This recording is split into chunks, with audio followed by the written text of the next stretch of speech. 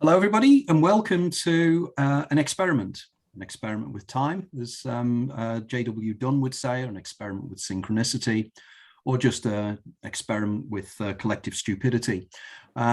We've got a group of my friends together today, people who have been involved in my work for quite a long time, and we're going to be discussing synchronicities.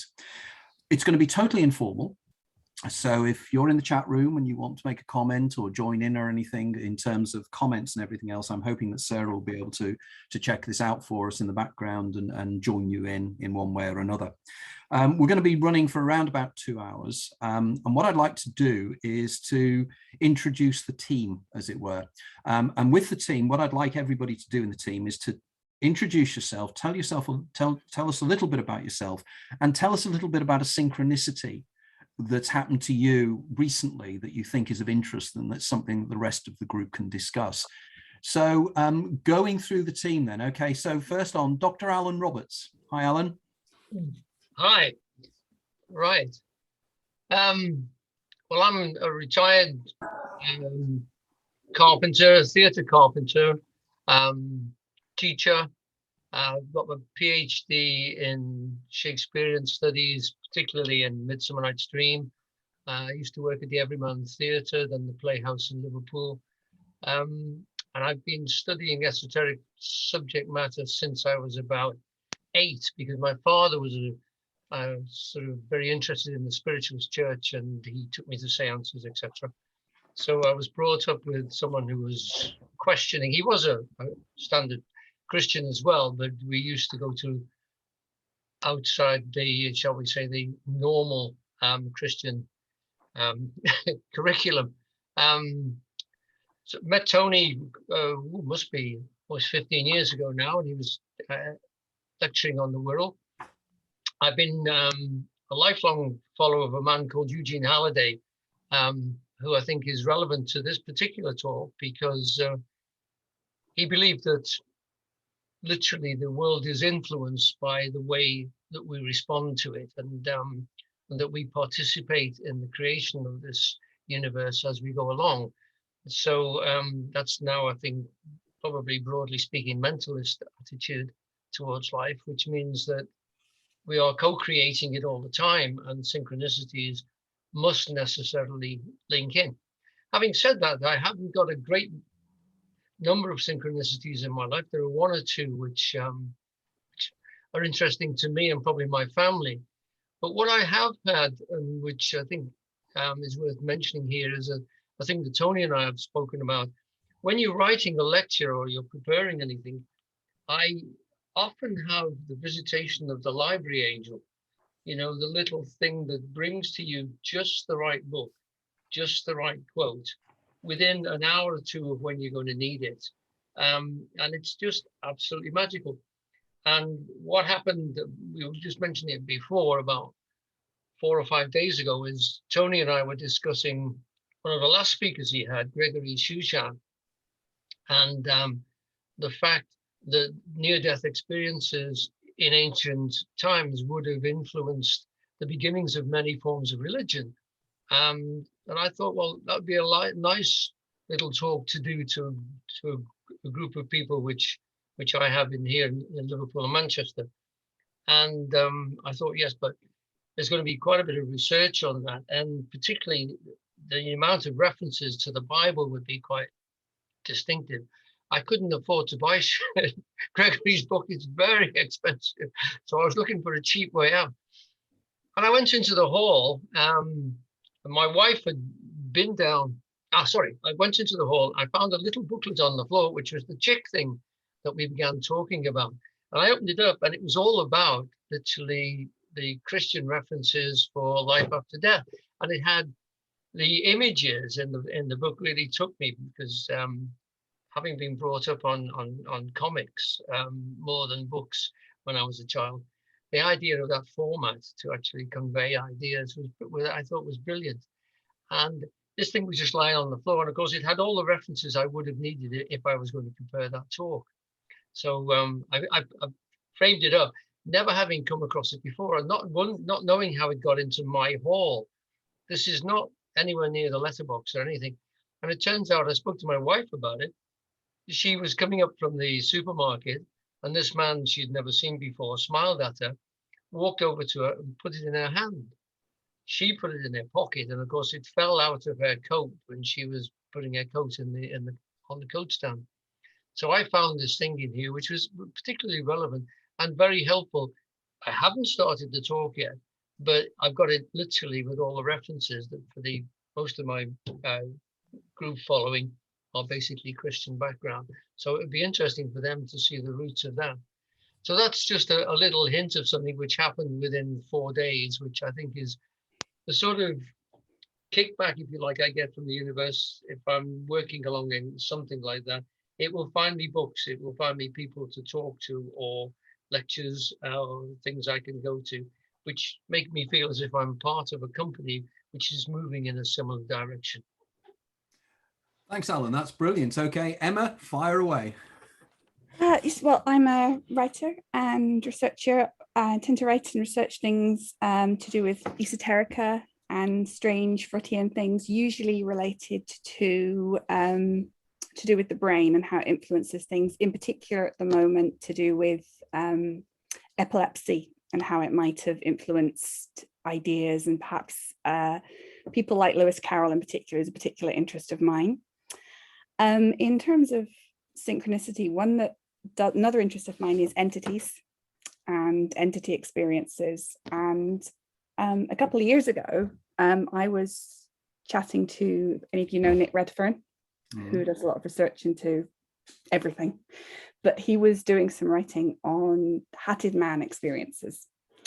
And the hatted man is something that various people have seen, and it's a recurrent encounter that people have had where they've said they've seen a man with a hat in things. And when I was a small child, I saw a hatted man.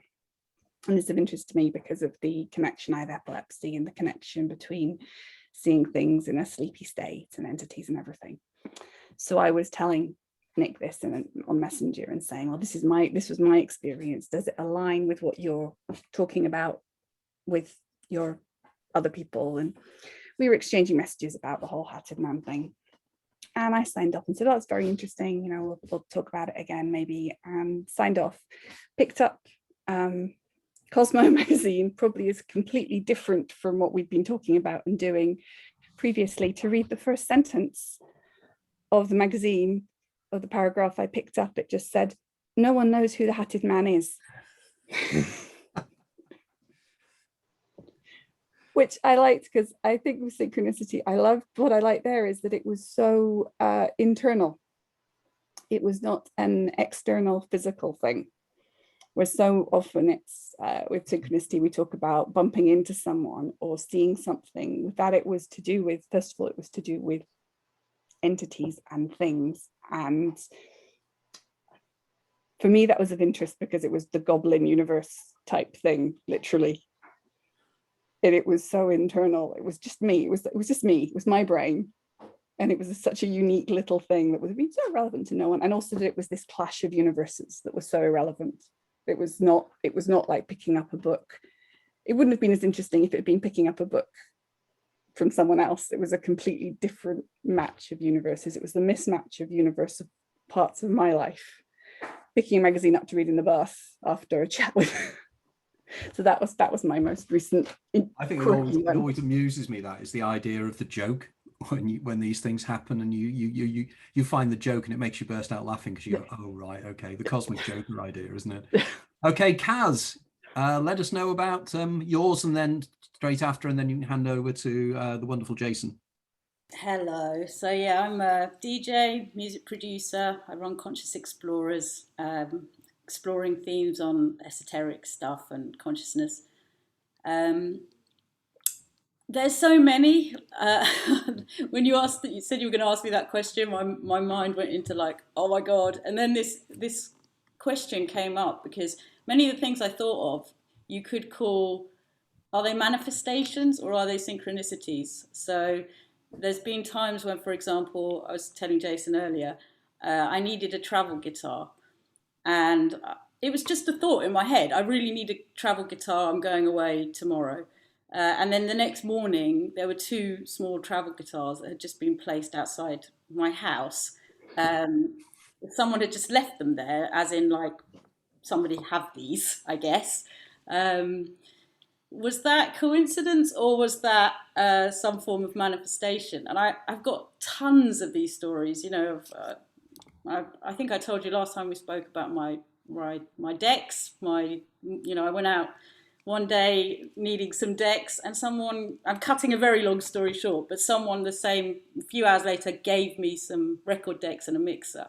So things like that, are they synchronicities, or, you know, would you call them some form of manifestation? I don't know, but yeah, I could tell you millions of them, but I'll leave it there for now.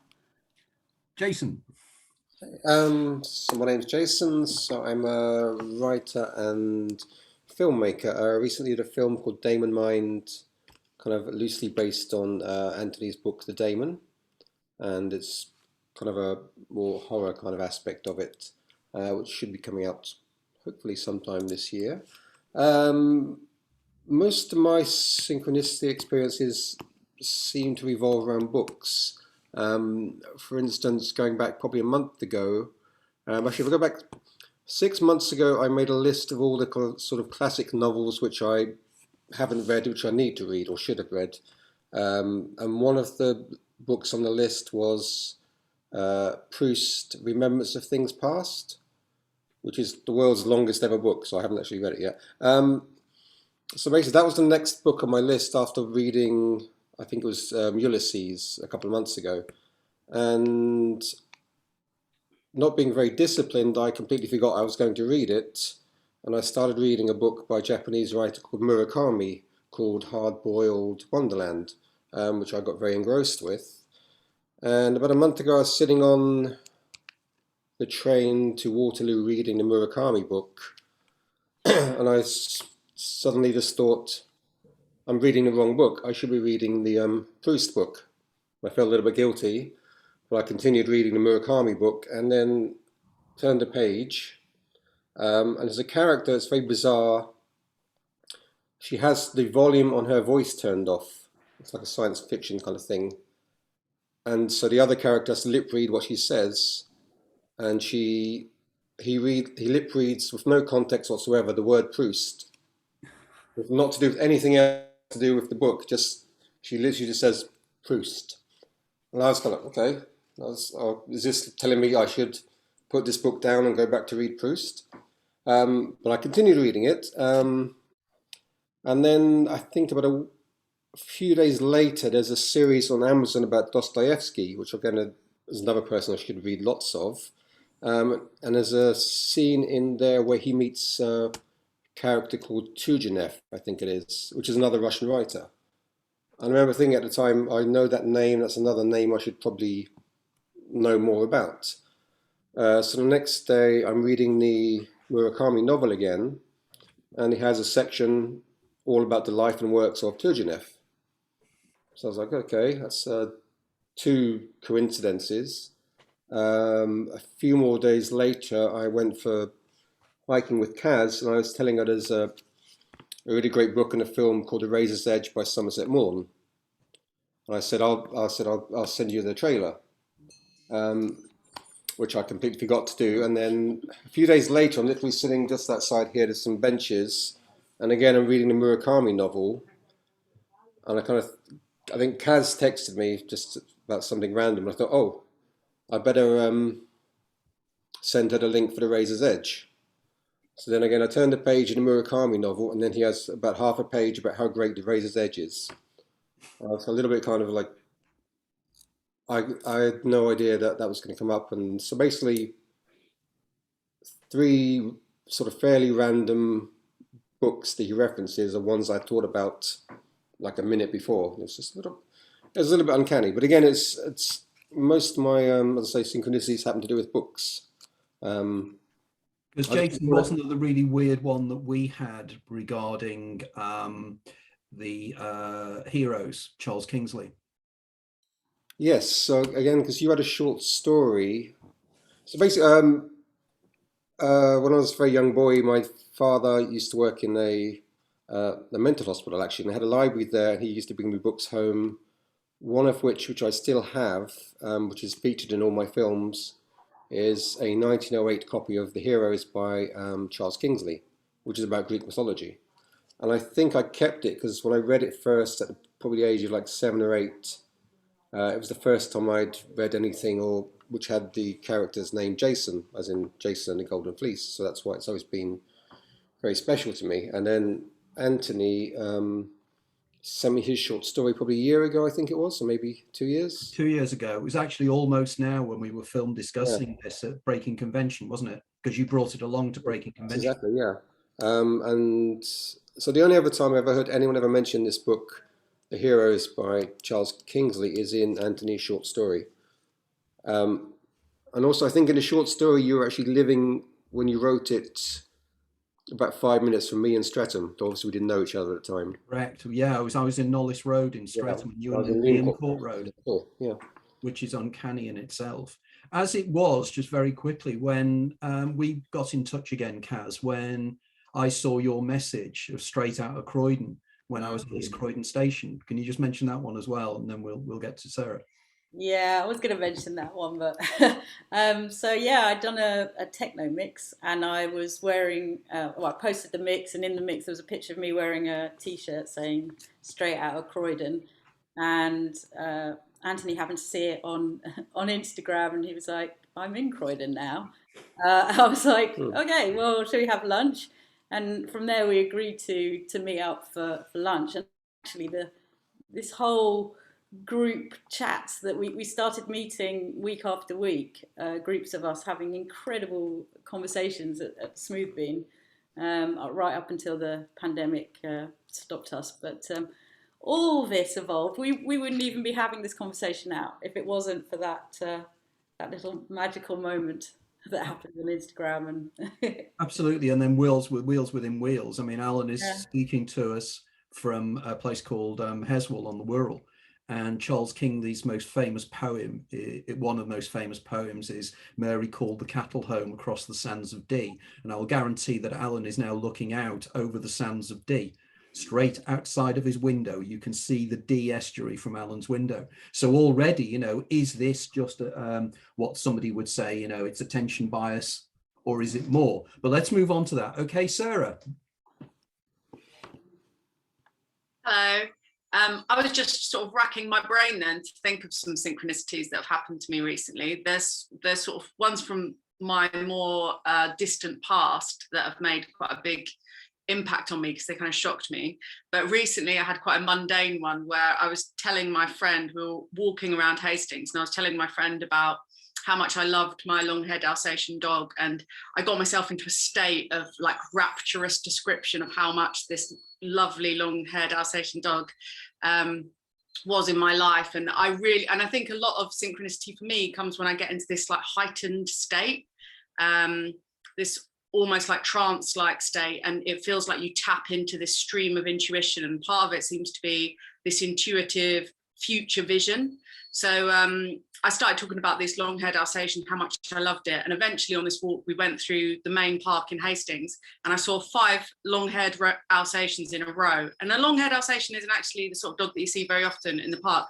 And after one came, we were getting like more and more like, what's the chances of that? And then another one came. And then when it got to about the 5th one, we were like, what? Like, this is amazing. And it was like, the more excited we got about it, the more manifested.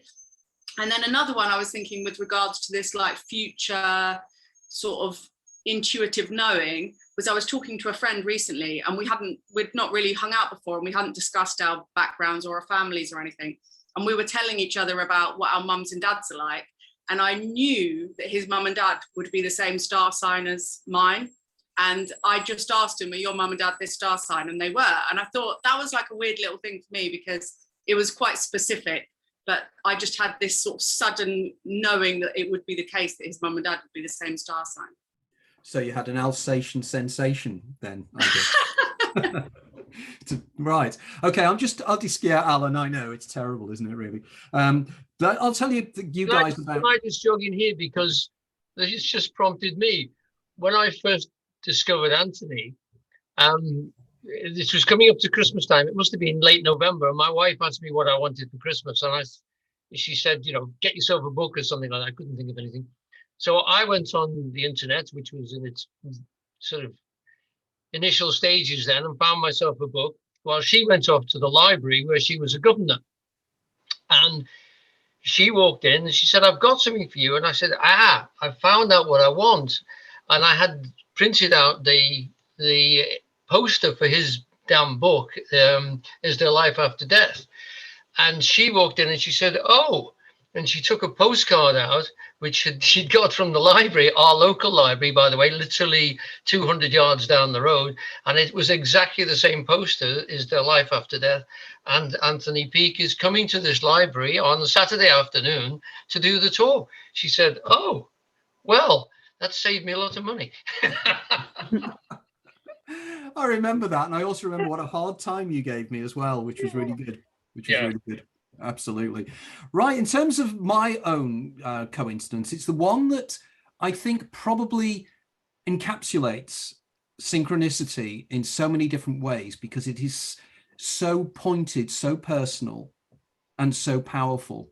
Now, many, many years ago, I lived in a place called Horsham, which is about 15 miles away from where I now live in West Sussex. And I'd started researching the book that Alan's just mentioned, Is There Life After Death? The Extraordinary Science of What Happens When We Die. Ridiculously long title, isn't it? Let's just call it lad. And I'd started researching it, and I was quite interested in various areas. If you're a writer, you go off on all kinds of tangents. Your brain, your daemon, your library angel, whatever we want to call it, that Alan was intimating on, drives you in certain directions. And I decided I was interested in the work of J.B. Priestley. And I knew a little bit about J.B. Priestley, but not a great deal. I knew vaguely about his plays, but not a great deal. I always thought he was this kind of old-fashioned writer that wouldn't be of great interest to me. But something made me want to be interested in J.B. Priestley. And I discovered that he wrote a book called Man and Time, way back, I think, in 1964. And I went to the Horsham Library, and of course, they didn't have a copy.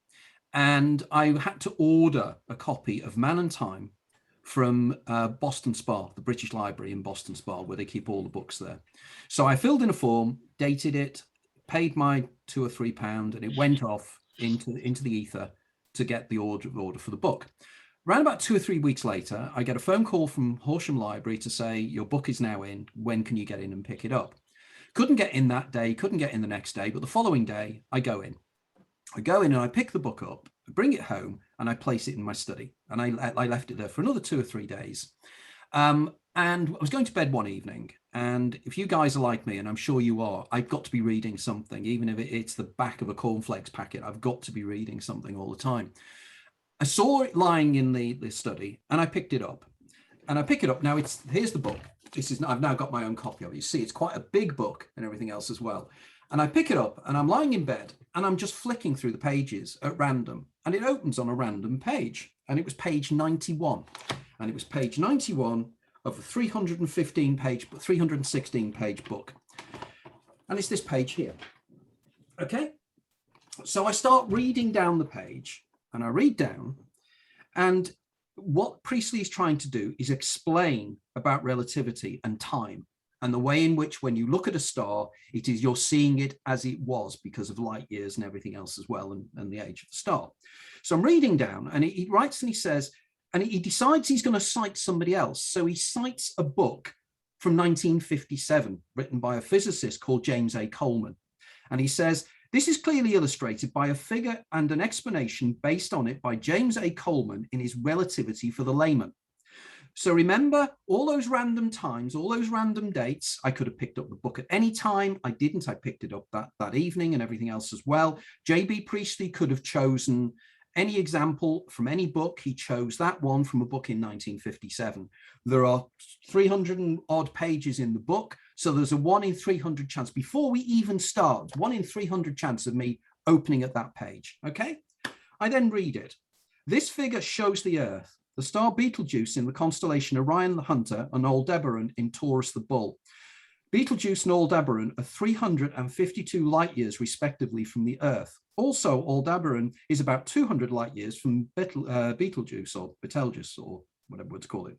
Now, suppose there is a blowout in Orion on the night of March the 17th, 2000, caused by Betelgeuse exploding or Betelgeuse exploding.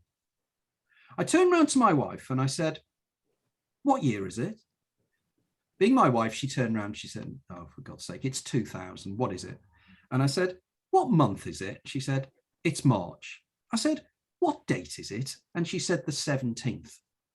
What time of day is it? She said, it's the evening. And I said, okay, you're the mathematician. And I went through all that and I said, what is the statistical chance of J.B. Priestley picking that date with all these other variables, and it was to the exact date and time of day that I was reading it? Now, what was I writing about at that time? Synchronicity. The reason I wanted the book was I had heard that J.B. Priestley wrote about synchronicities and was interested in synchronicities, and he was interested in Jung and Jung's idea of synchronicities. That to me was absolutely extraordinary. And the mathematical chances of that become beyond calculation, doesn't it? There are so many possible variables there. And that was the moment when I thought, I'm being guided by this book. I'm being guided by it. And then something very peculiar happened. And I'll just give this example and then we can get into the discussion.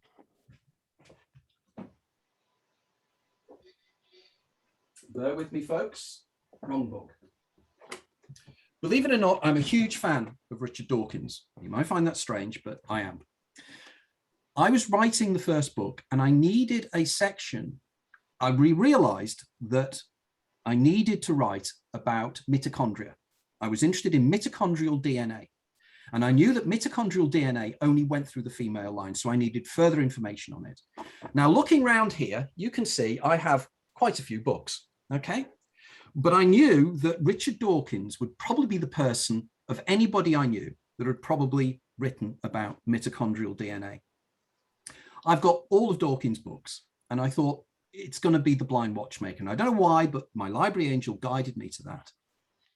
And then as I picked the book up, I remembered and I thought to myself, I remember reading this book. I read it on a beach in a Greek island called Symi, around about 15, 20 years before this incident takes place. And this was that book. Now, one thing I never do is dog ear pages. It's something I do not do. And I looked at the book and I went, there's a dog ear in there. And then I thought, oh my God, I remember being on the beach and deciding automatically to get up to get for lunch. And I remember dog earing the page. It came back to me. So I opened the book. Mitochondria. It is the only place in this book or in any of his books that he mentions mitochondria. So an earlier version of myself decided, my daemon decided to leave me a message to myself from my past into my future to tell me that I was being guided to write this book. As it was, the section on mitochondria didn't appear in that book, but in another one. But that is just how strange it all is. And it's something that Alan mentioned before about this being guided in some way.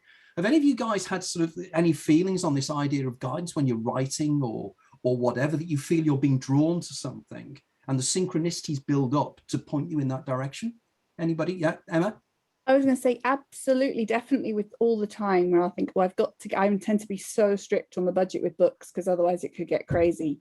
But so many times I've thought that book, I need to get that book, but it doesn't seem to be quite in the right genre. But I then think I really want to get, like, for example, I really wanted to buy Nick Redfern's Nessie book.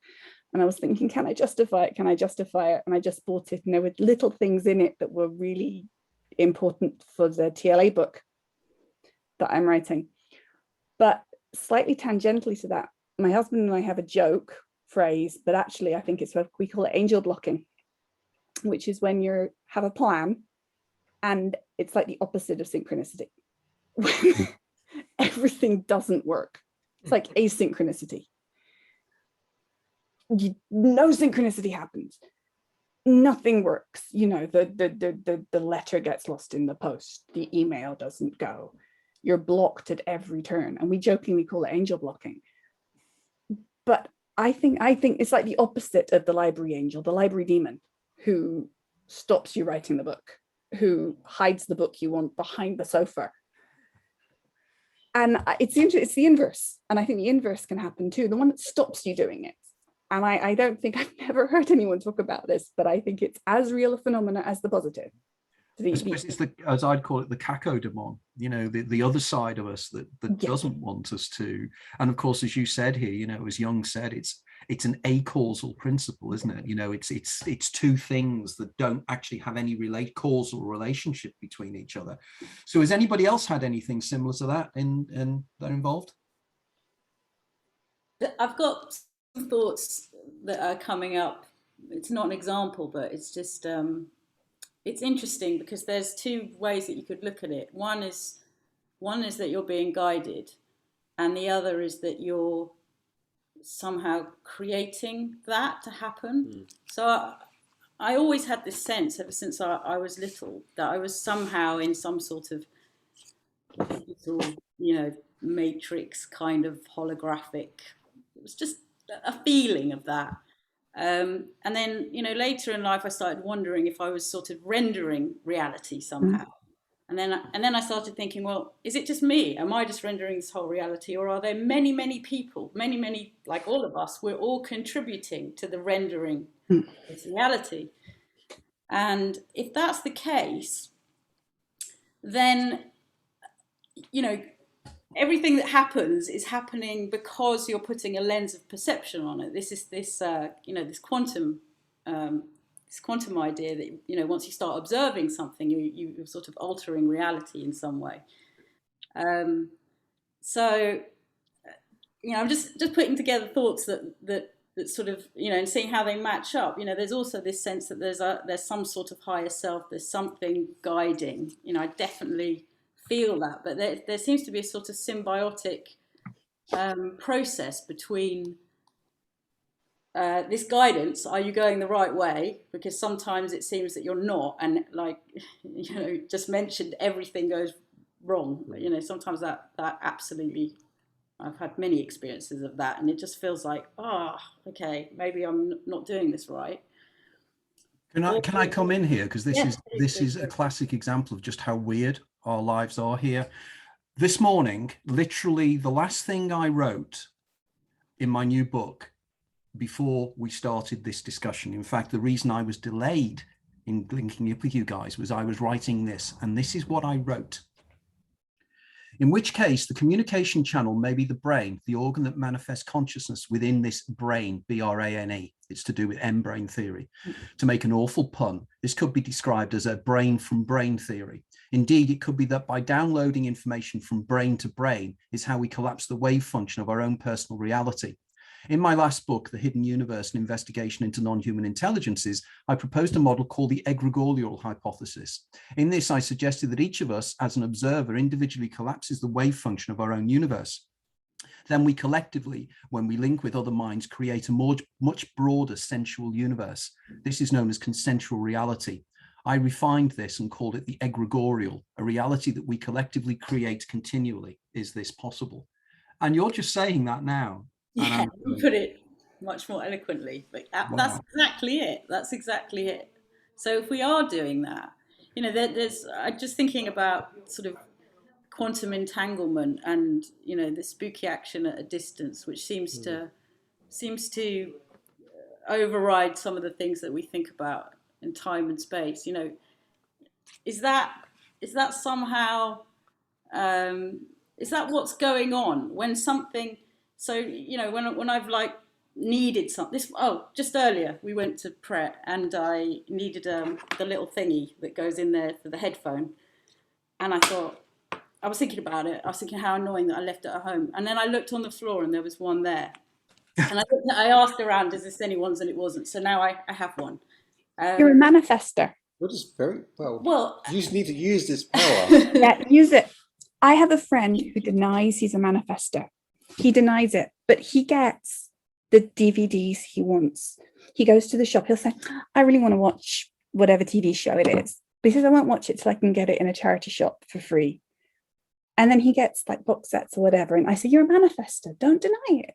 So one day I said, test it. I said, I want to see the movie Frequency. You go to the charity shop this week, you're going to find it. And he says, no, it's not true. It doesn't work that way, Emma. I said, trust me, it works.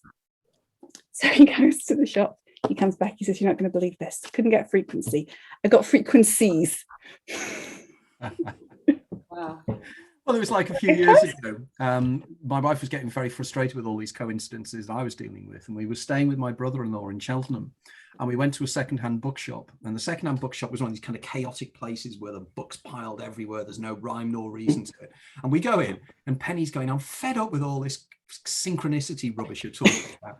And she said, come on, let's test it. Let's, your library angel thing. What book do you need? And I said, funnily enough, I need a biography of William Blake. And she's standing, and she right in front of her eye line, and she pulls the book out, and she goes, what, like this one? And she threw it across the room and bookshop and stormed out. And it does seem, doesn't it, that when you need things, but as you say, Emma, it's the kind of sometimes the opposite, the things that block you, that stop you not doing it, that if your daemon is saying, don't go this direction, go another way, because this is the other way. Don't keep pushing. So I've got a theory on how I think this works. I don't think that so in this particular example of the little thing, I don't think I just rendered it there. I think what happens, because we're all co-creating, that when you put an intention out, a deep intention, obviously I was getting very frustrated with losing those little things, that it's almost as if there's some sort of calculation going on somewhere higher. And it's gone, okay, Kaz needs one of those little adapters. Where is the nearest one to here? Oh, there's actually one that's been dropped there. Okay, so we're going to guide her. We're going to say, look then, because that's where it is. So I don't think I've rendered it so much there. I've sort of been guided to look in that place. And so similarly, when things go wrong, it could be because you've had a higher intention. So your higher intention might be, I don't know, I need to relax. And then you've got one that's below that, like, I want to get this thing done, right? And it's not working because the higher attention is just blocking it and going, well, you want this more, so that's why it's all going wrong. I was going to say, I think with you, where it probably works is because you're only looking for things you really want and need. You have to actually need the thing. That's what I think. I think when people say we'll manifest, I think it doesn't work if it's not things you truly need. So I was trying to work out this morning why it is that it's, honestly, I have a list that's about this long of things that bang on, the thing I needed. I needed this laptop, this spec, I got it. I needed this phone, I got it. I was wondering why it worked and if I could make it work all the time. Were you in like a certain mood or... That's if you what could narrow it down, it was like a certain time of the day, or there's so many different factors that if you get the right one, you could... I think that your lucid Did it actually be prowess has a lot to do with it. Sorry, say that again? I think your lucid dreaming prowess has a lot to do with it, because I think that there's something very similar to the kind of activity that creates lucidity and having that experience in life where you kind of manifest things that you're thinking of, because in the lucid state you're constantly manifesting anything that you're thinking of, and if you're used to that experience in the dream state, then it probably passes over. Like someone's just commented, Lehman just commented in the comments that in his experience bipolar people are the best manifestors, and that's probably does have something to do with the fact that they have a lot of right hemisphere action in the brain and they're often in a dream-like state. And I have that, I know a lot of bipolar people that also have these deep sense of synchronicity all the time sometimes. Wow, okay. So I am technically, well, I was extremely bipolar. I've got a very good handle on it, I hope now. But yeah, there could be something in that. You find your manifestations pun? Because I know a lot of people find that. So like they ask for something and they get the thing with the right name, the rhymes. Like, I mean, the weirdest example I ever had was my friend's mum, who she had a nasty divorce. They were Jewish and she had a nasty divorce. So she went to Israel, she went to the Wailing Wall, and she asked for a good man. And of course, she ended up marrying Goodman. Had a very happy marriage, but it was very, very specific. So, and I know of other people who've had that, the punning thing. I mean, a very minor scale. I just imagine if you had a dyslexic Damon who wrong. You know? I just before I met my husband, I have Ehlers-Danlos syndrome. I'm very, very bendy, and I can bend myself into all sorts of positions and dislocate all the time. And just before I met my husband, I was talking to my Pilates teacher, and she said, and I said, yeah, I'll be very careful. I have to marry a man who's very, very, very, very stiff. And 2 weeks later, I met my husband, who cannot move his leg more than that. So romantic. Like he just can't. He just physically can't. So I said, I have to marry, and like 2 weeks, I'm just going to marry a very, very stiff man. And put that intention out into the universe. Very extreme. Yeah, you have to be careful what you wish for, because one time I was 10 grand in debt, and I was like, I need to manifest 10 grand. And then a couple of days later, I had a motorbike accident, and I got, to cut a long story short, compensated 10 grand. And I was like, But you had really? an accident. So it kind of works, but in a kind of... It's the monkey's paw, isn't it? Yeah. Get what you wish for. You have to define it a lot more clearly. You have to define exactly a lot more clearly than you do. I was just, Shakespeare says the wonderful thing about there is a tide in the affairs of men which take not flood. You've got to really catch it at that point, but you've also got to take it and be a bit more specific. The guy that taught me, Eugene Halliday, used to say that life is like a slow dream. So the more lucid you become in life, because most of us are daydreaming our way through it, the more specific you can be, and the more sensitive and more aware you are to these things, the greater the accumulation of them. And it certainly seems to be true. It certainly seems to be true. I really think that the lucid dream has always been an analogy for me. I think that life is like a lucid dream, and that's how I see it. That I'm sort of co-creating with it. As Robert Wagner says, you're not controlling it. You're more like a sailor on the seas, sort of flowing with it. Well, yeah, but you've got a bit of a tiller in your hand, though. You can sort of direct yourself a bit more. I mean, presumably, this is why meditation helps to just make life become a little bit more real as well, or any practice that makes you more conscious.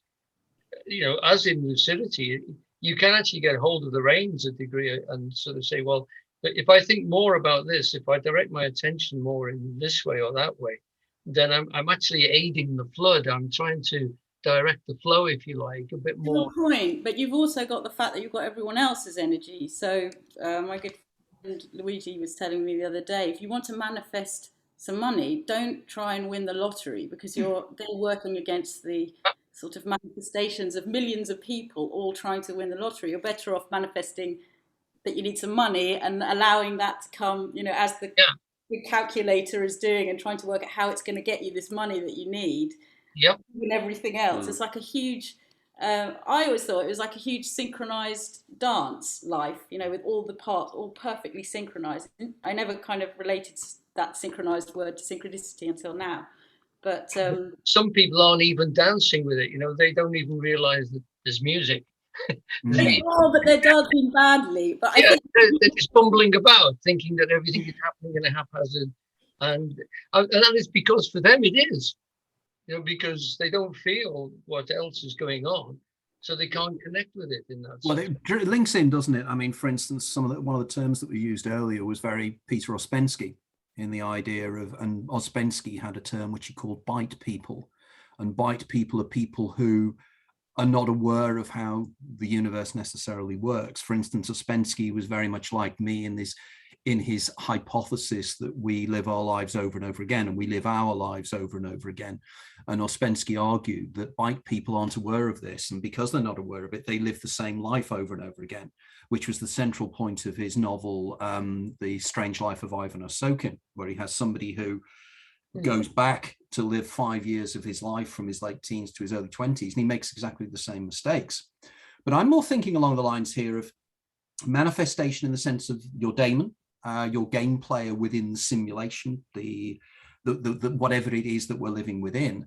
And if it has lived your life before, and knows some of the outcomes of some of the decisions you have to make. And again, I'm reminded here of the Garden of the Forking Paths, Borges' famous story, Jorge Borges, and the idea that your daemon is trying to get you somewhere, which may not be immediately obvious to you. So it has to get you through probably a period of difficulty sometimes in order for the long game to be played.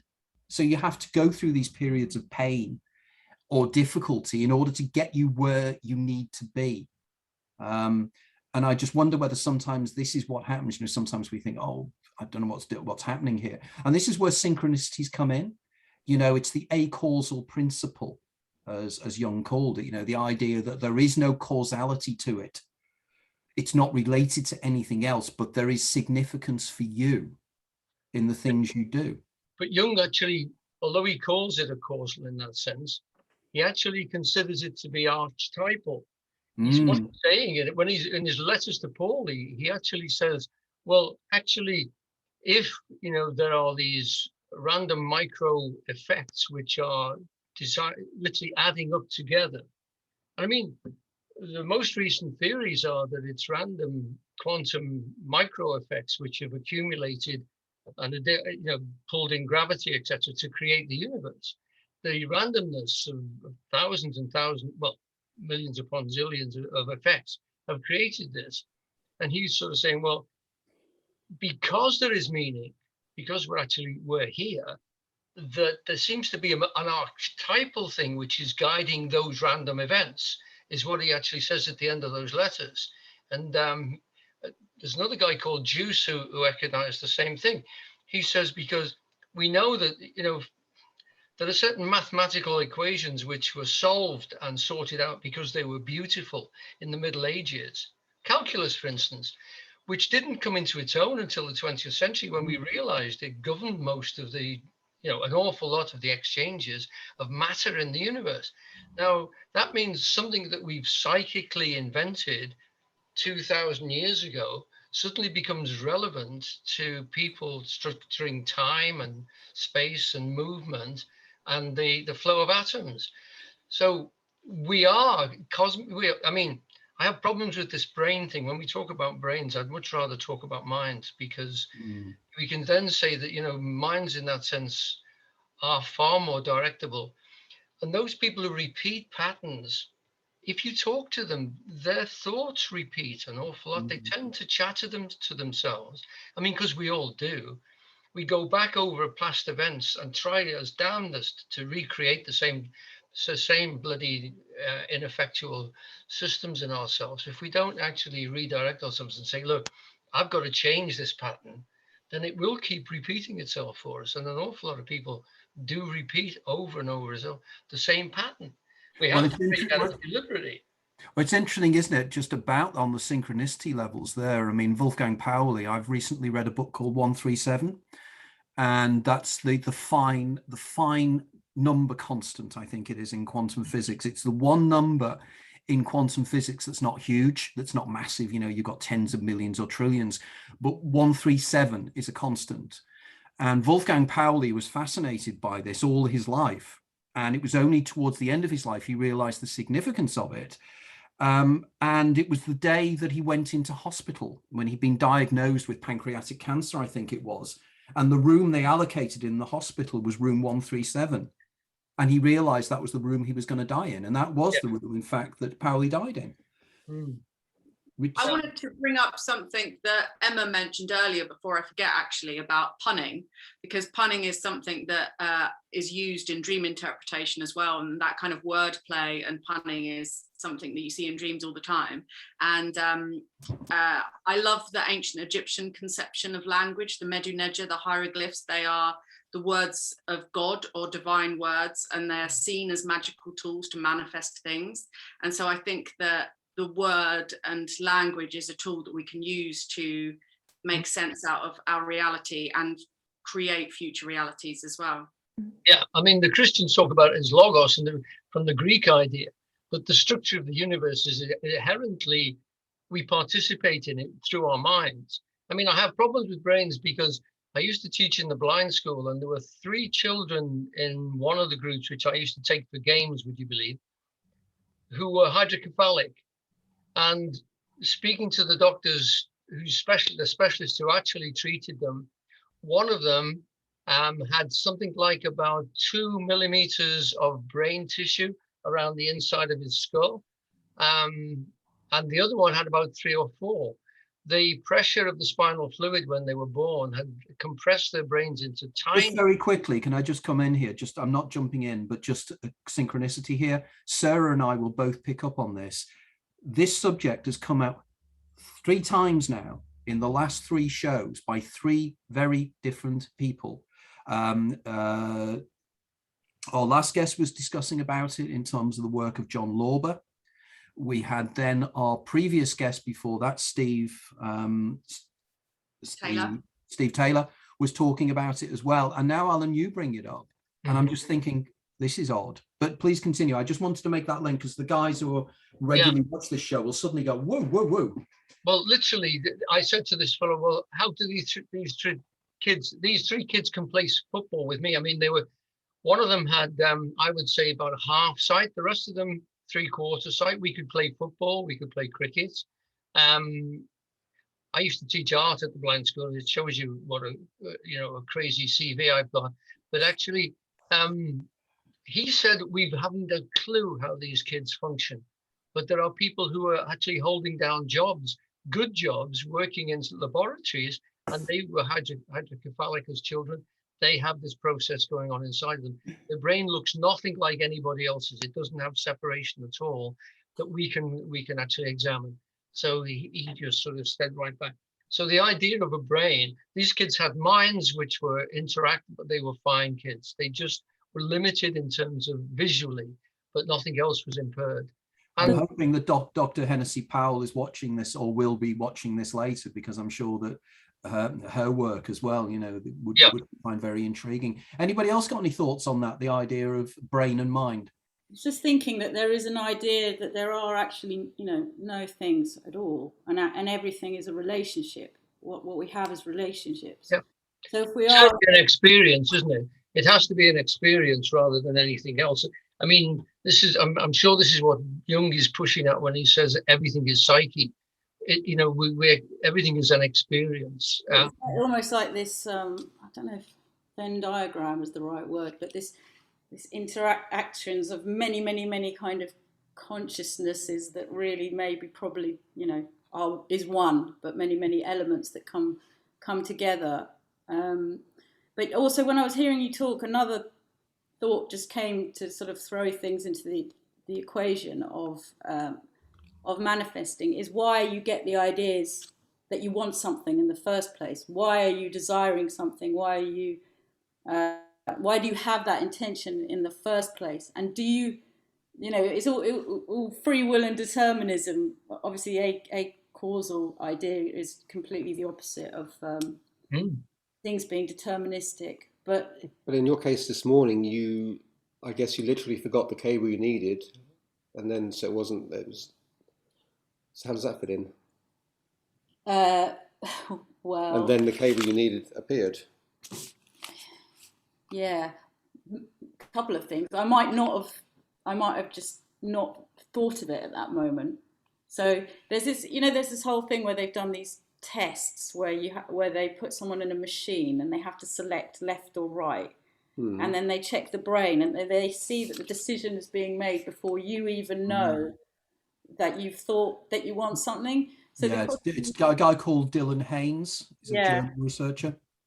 Yeah, so the question it's the intent and the intention to flex. Libet did a lot of work on this, whereby your brain has already decided what you're about to do before you do it. And again, if anybody's interested in this, I checked on this recently. It's no longer on YouTube, but there was a guy, an English mathematician that was on a TV show called Horizon, and he went to visit Dylan Haynes in his laboratories in Germany. And he was shown categorically that up to 6 seconds before you think you've made the decision, your brain has already done it 6 seconds. But Marcus de Satoy was the guy in question, the British mathematician. And you see him in the video sitting outside the laboratory, and he's going, I cannot believe what I've just seen. And of course, I think there was a series of experiments done by Dick Bierman and Dean Radin in about 1998, whereby what they did was they tested skin conductance of people, because apparently when you get nervous or you get jumpy, the skin conductance changes. And they tested this with people, and what they did was they showed them a series of photographs of cuddly kittens and sunsets, and interspersed in these were pictures of car crashes and horrific scenes. And the vast majority of people, the skin conductance went up just before the pictures were shown, which seems to say, as one reviewer said, it means that we seem to have, rather like the precogs in Minority Report, we seem to have an ability to monitor our immediate futures. Or So is it just working the other way around? Mm. So is it to take what Jason was talking about? Did it? You have to flip time. It's hard to put it into words. But was it because the little thing, the little adapter, was going to be there that I had the thought, oh, I forgot my adapter at that moment, that then led me to see But it? again, going back further, you could say that, did you forget the adapter? Exactly, Because Yes. your future self would then find an adapter, Yeah. and then a couple of hours later. It's not going to be important. Yeah, it's not going to be a game changer. So don't worry. I mean, one of the interesting things about Dean Radin's stuff, which he mentioned at one point, was that the American Air Force was particularly interested because with fighter pilots throughout the 20th century, one of the problems is that you're flying the gun with a fighter pilot. So you go back to the old dogfight times, they knew that what they were calling aces were people who seemed to know where the airplane was going to be. Now you've only got, I didn't realize this, but in a Spitfire, you only got 14 seconds worth of ammunition. So you can't afford to spray bullets randomly. So you're chasing somebody and he's, turning and twisting, you're turning and twisting. You've got to fire the gun with all those systems inside your body. You've got to press the trigger. Then it's got to fire the cannon. Then the thing's got to travel, sort of 300 or 400 yards. So you have to press the button before you know where the fella's going to be. And that there's something like about 2% of human beings that can do that. And that the aces they were naturals. They didn't need training. They could just do it. It's the same with strikers in football. They have to be where the ball is going to be before it gets there. And, they don't do very much. You watch somebody like Wayne Rooney, he doesn't run about very much, but he's where he needs to be when he needs to be there. And they seem to know in advance how to do this. Is that a form of entanglement, do you think?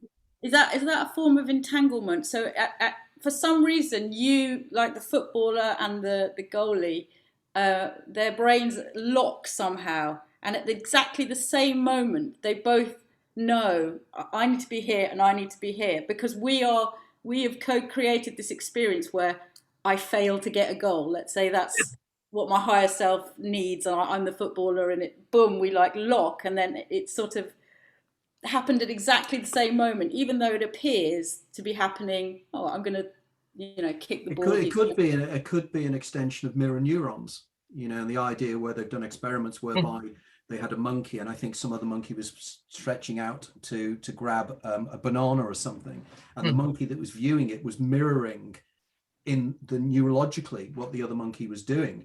And of course here there's something, I have a term I call the mundane duns. It's J.W. Dunn and his book An Experiment with Time.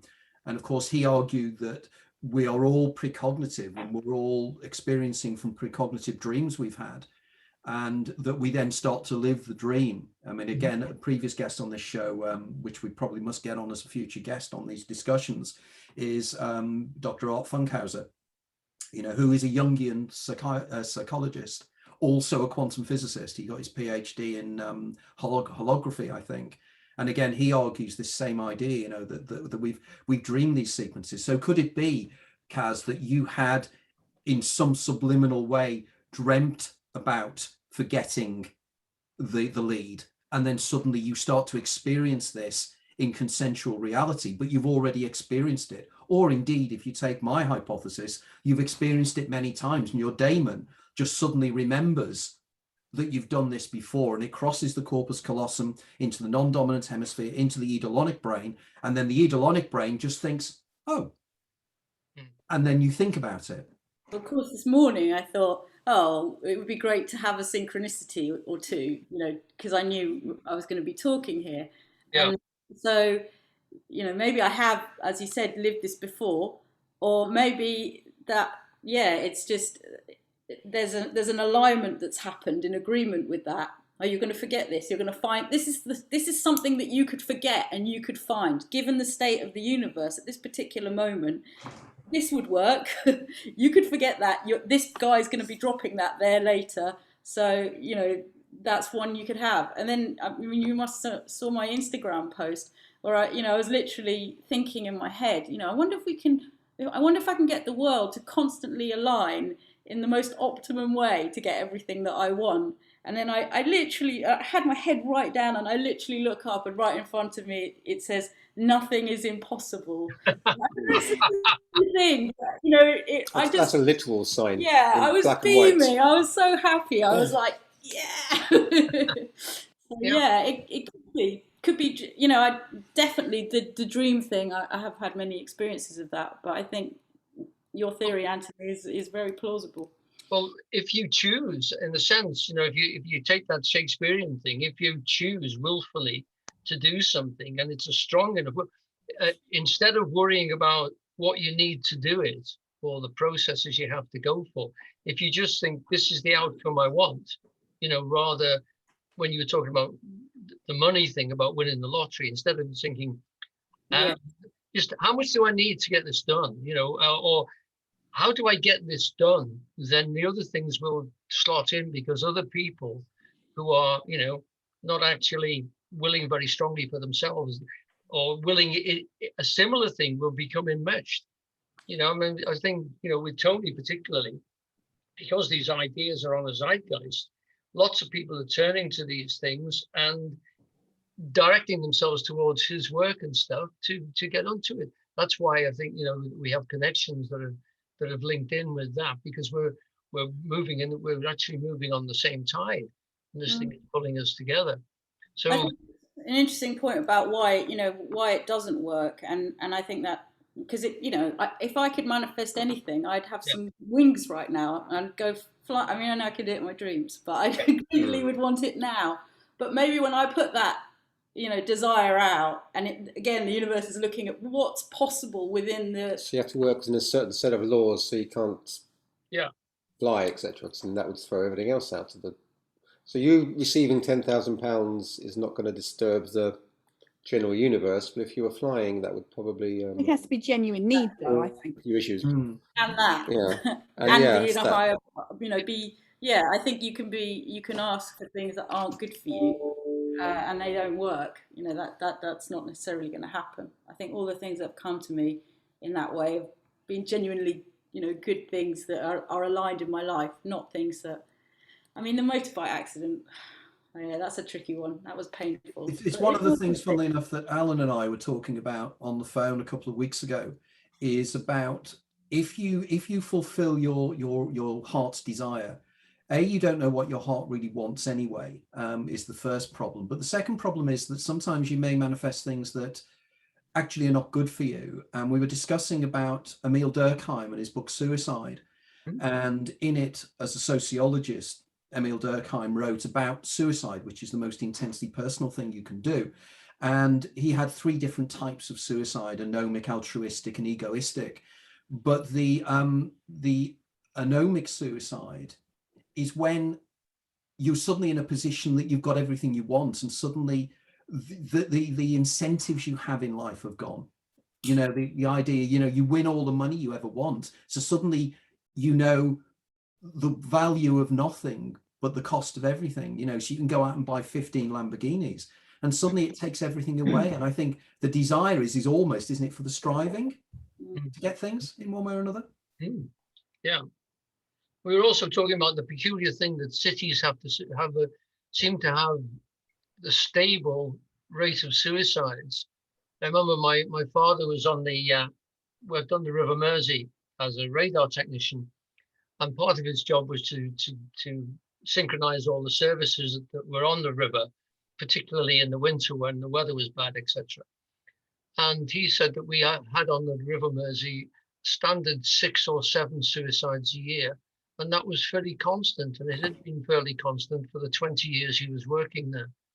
And one of Durkheim's things that he comes out with, I'm sure it's Durkheim, is that cities have a particular suicide rate, which they tend to, they're fairly standard across the sort of long history of a city, which seemed to imply that, there was a particular zeitgeist that was very effectively damaging some people to the point of extinction. You just Emma. thought about that. Sorry, one thing we haven't talked about related to that directly is, I don't know, have anyone read Lauren Coleman's Copycat Effect book? No. So Lauren Coleman's probably best known to us for Mysterious America and for his mainstream Fortean books. But he has also written books on suicide, a book called The Copycat Effect, where he first references Twilight language, which is his work on synchronicity and synchomysticism, which in that sync collection that you contributed to, and he contributed a chapter to as well. Oh, yes. Yes. He first mentioned Synchronicity book too. Yes. Yeah. So he first references Twilight language in Copycat Effect, which is his book on suicide clusters and the name game, and how names are relevant. Synchronicity of names apply in suicide clusters and Copycat Effect. Now Emma, what was the author called? Lauren Coleman. Right. I think Copycat Effect is one of those books that should be required reading for journalists. It's a brilliant, brilliant book about the reporting of suicides and suicide clusters. And he has the Twilight language blog. If you go back to some of his predictions for when there would be, based on Twilight language and synchronicities, when there would be spree shootings, he's often predicted them. What is Twilight language? Well, the phrase originally was used to refer to Vedic and Buddhist language things, but he uses it in the term, and Joshua Cutchin uses it as well, to refer to the sort of esoteric things with language, referring to the sort of Fortean name game, where you have things like the same names recur again and again. So in America, Lafayette comes up again and again, and in England, Hobbes comes up again and again, and the same names recur. Kind of like a natural organic algorithm type of thing. Yes, that's a good way. To construct oracles out of that data. Yeah, and the names come up. The name game comes up again and again and again. And what I was trying to do before the thing was try and find my copy of Mysterious America, which I couldn't find. To find the we used to have a demolition firm in Liverpool called Bash. And my dentist was called Mr. Noakes or Mr. No Aches. Well, yeah, that's nominative determinism. Funeral directors in Bexhill called mummery. My American friend thought that mummery was the English word for being a funeral director for ages. But this is the other thing. For example, famously, you have the Hopkinsville demon and Bud Hopkins, obviously. Oh yes. And Hopkins. This is another name that occurs. Didn't Hobbes turn up in the Nigel Keel TV series? Hobbes Lane. Hobbes Lane. Yeah. Hobbes Lane. So you get these names. So that's what. So Lauren Coleman's an expert on that, and then that connects then to these suicide clusters, which are a big thing, and also relates to something that's a known thing, is that you shouldn't report suicides and how they're reported, and is a huge now with social media. You shouldn't report. Sorry, could you wait? Sorry, so there are guidelines as to how suicides should be reported, because there's proof and data that the way suicides are reported in the media will increase the rate at which they happen. So if there's a suicide in a school, the probability of there being more suicides in that school increases for the next 6 months or whatever. From the copycat effect, I'm guessing. Yeah. So people read Called about copycat. it, kind of puts the idea in their mind, and then they. Yeah. And if a celebrity kills themselves, there's an increased rate boost in suicides. Or if a character on a TV show kills themselves, there'll be an increase in suicides for the next 6 months. So one of the things is, that's why they say police are satisfied there's no one else involved.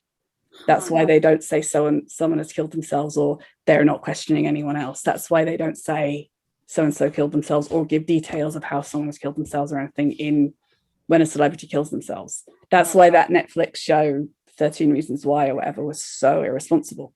Apparently there were paramedics in America were picking up kids nightly after that show was broadcast. So could we say it was literally the repetition and the strong thought which is crystallizing around the memory, or the statement that is actually pulling people into a future, if you like, or a situation, because they're thinking about it, turning it over. I think with social rather like a mantra, you start to repeat these things. Yeah. Do you think it's an intention of that? I was talking about this with a friend the other day, in that, everything that's been written about, for example, we all have an idea of what an apocalypse could be and what the end of our world could be, and there's many narratives about what the future will look like with robots and all of this, and the fact that it's been written even in fiction and focused on and looked at, does that mean that we are now collectively, our collective consciousness is basically creating it? Because it feels like an inevitability when people, I've been talking a lot to people who are very upset, myself included, at what's going on with the environment, how it does sometimes feel like we've passed the point of no return. I don't actually think we have. I think we turn around, but sometimes it feels like that. And I worry that, by putting such a strong lens on it, it's like we're driving ourselves straight to the. I think that's true. I think that's why some organizations are not helpful. Not naming any names, but maybe they have the initials E and R.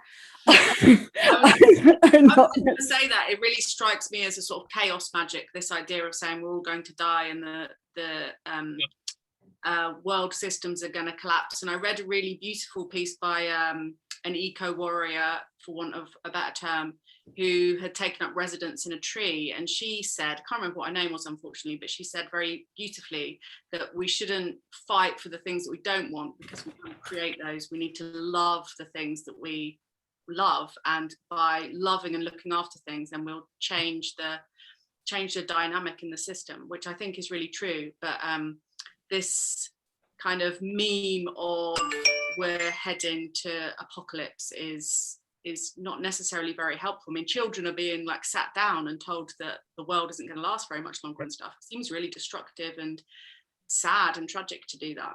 Well, there was the old situation a few years ago that always intrigued me, and it sounds amusing, but it's not. It's quite tragic.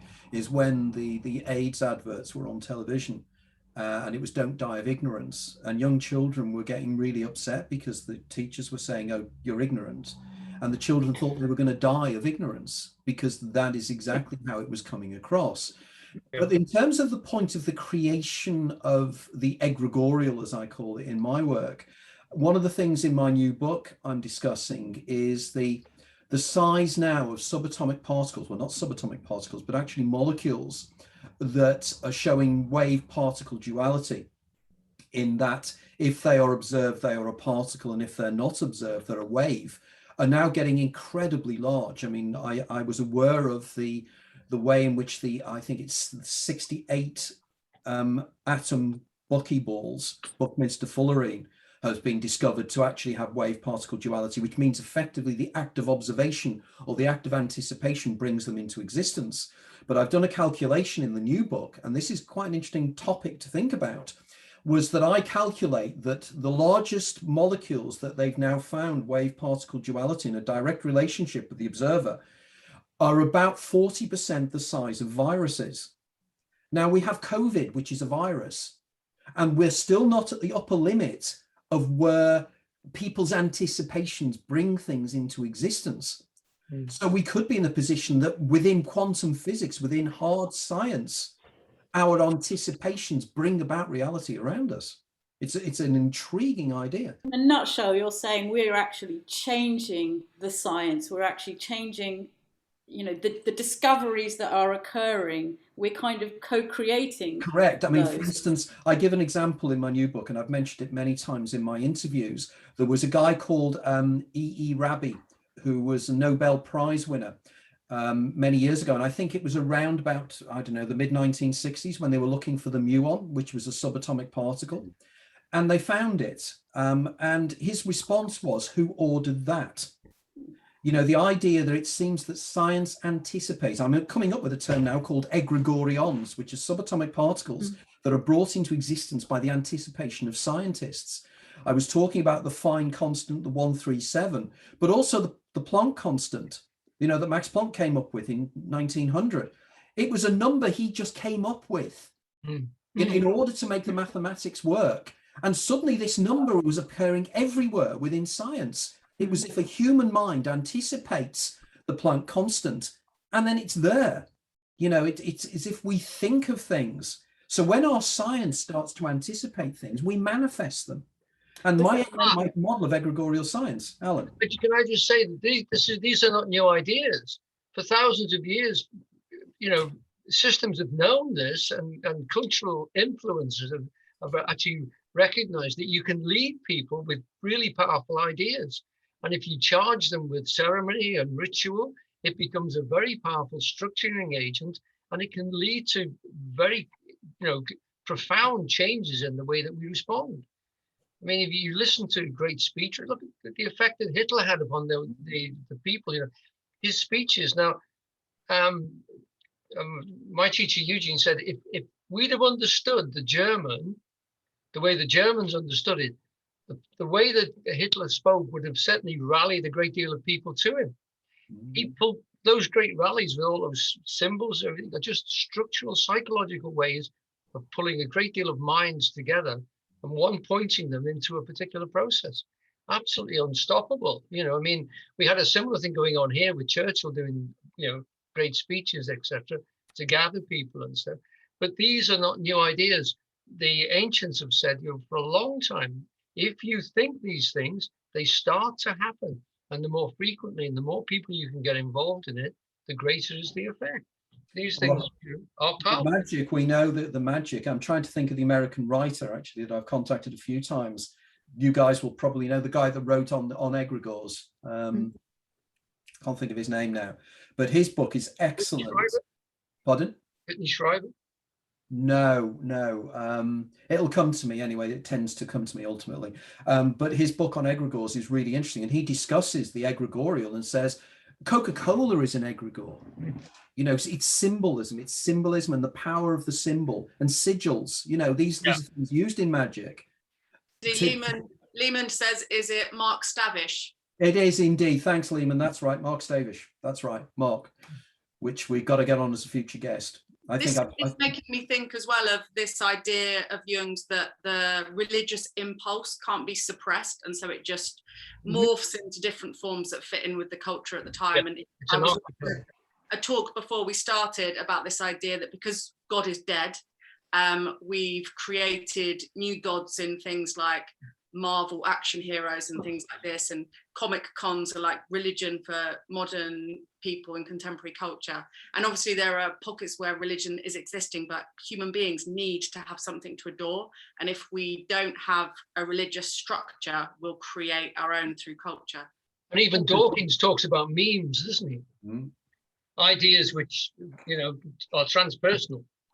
Emma, you was jumping in? I was just going to say this. I was going to say similar to that. I was going to say about the egregorial of my kids with like Paw Patrol as egregore and My Little Pony, because the influence they have on children, and positive. I mean, I'm not knocking My Little Pony and Paw Patrol here, because they are wonderful.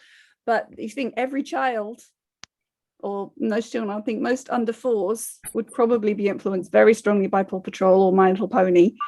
And with My Little Pony in particular, also has a big influence and a big subculture influence, and also within the tulpa community, the voluntary toolbook community. Well, isn't this again the central premise of Enochian magic? You know, the idea of even Aleister Crowley and everybody else. Isn't this the whole imitative way in which you create the egregorial? You know, as John Dee and Kelly were doing in Elizabethan times. You know, bringing forward the egregorial beings, and as if they were collectively creating these beings in some way by their own anticipation of them, or counter to that, that these entities use our anticipations to manifest within this dimension. Which reminds me of an amazing synchronicity my grandfather had.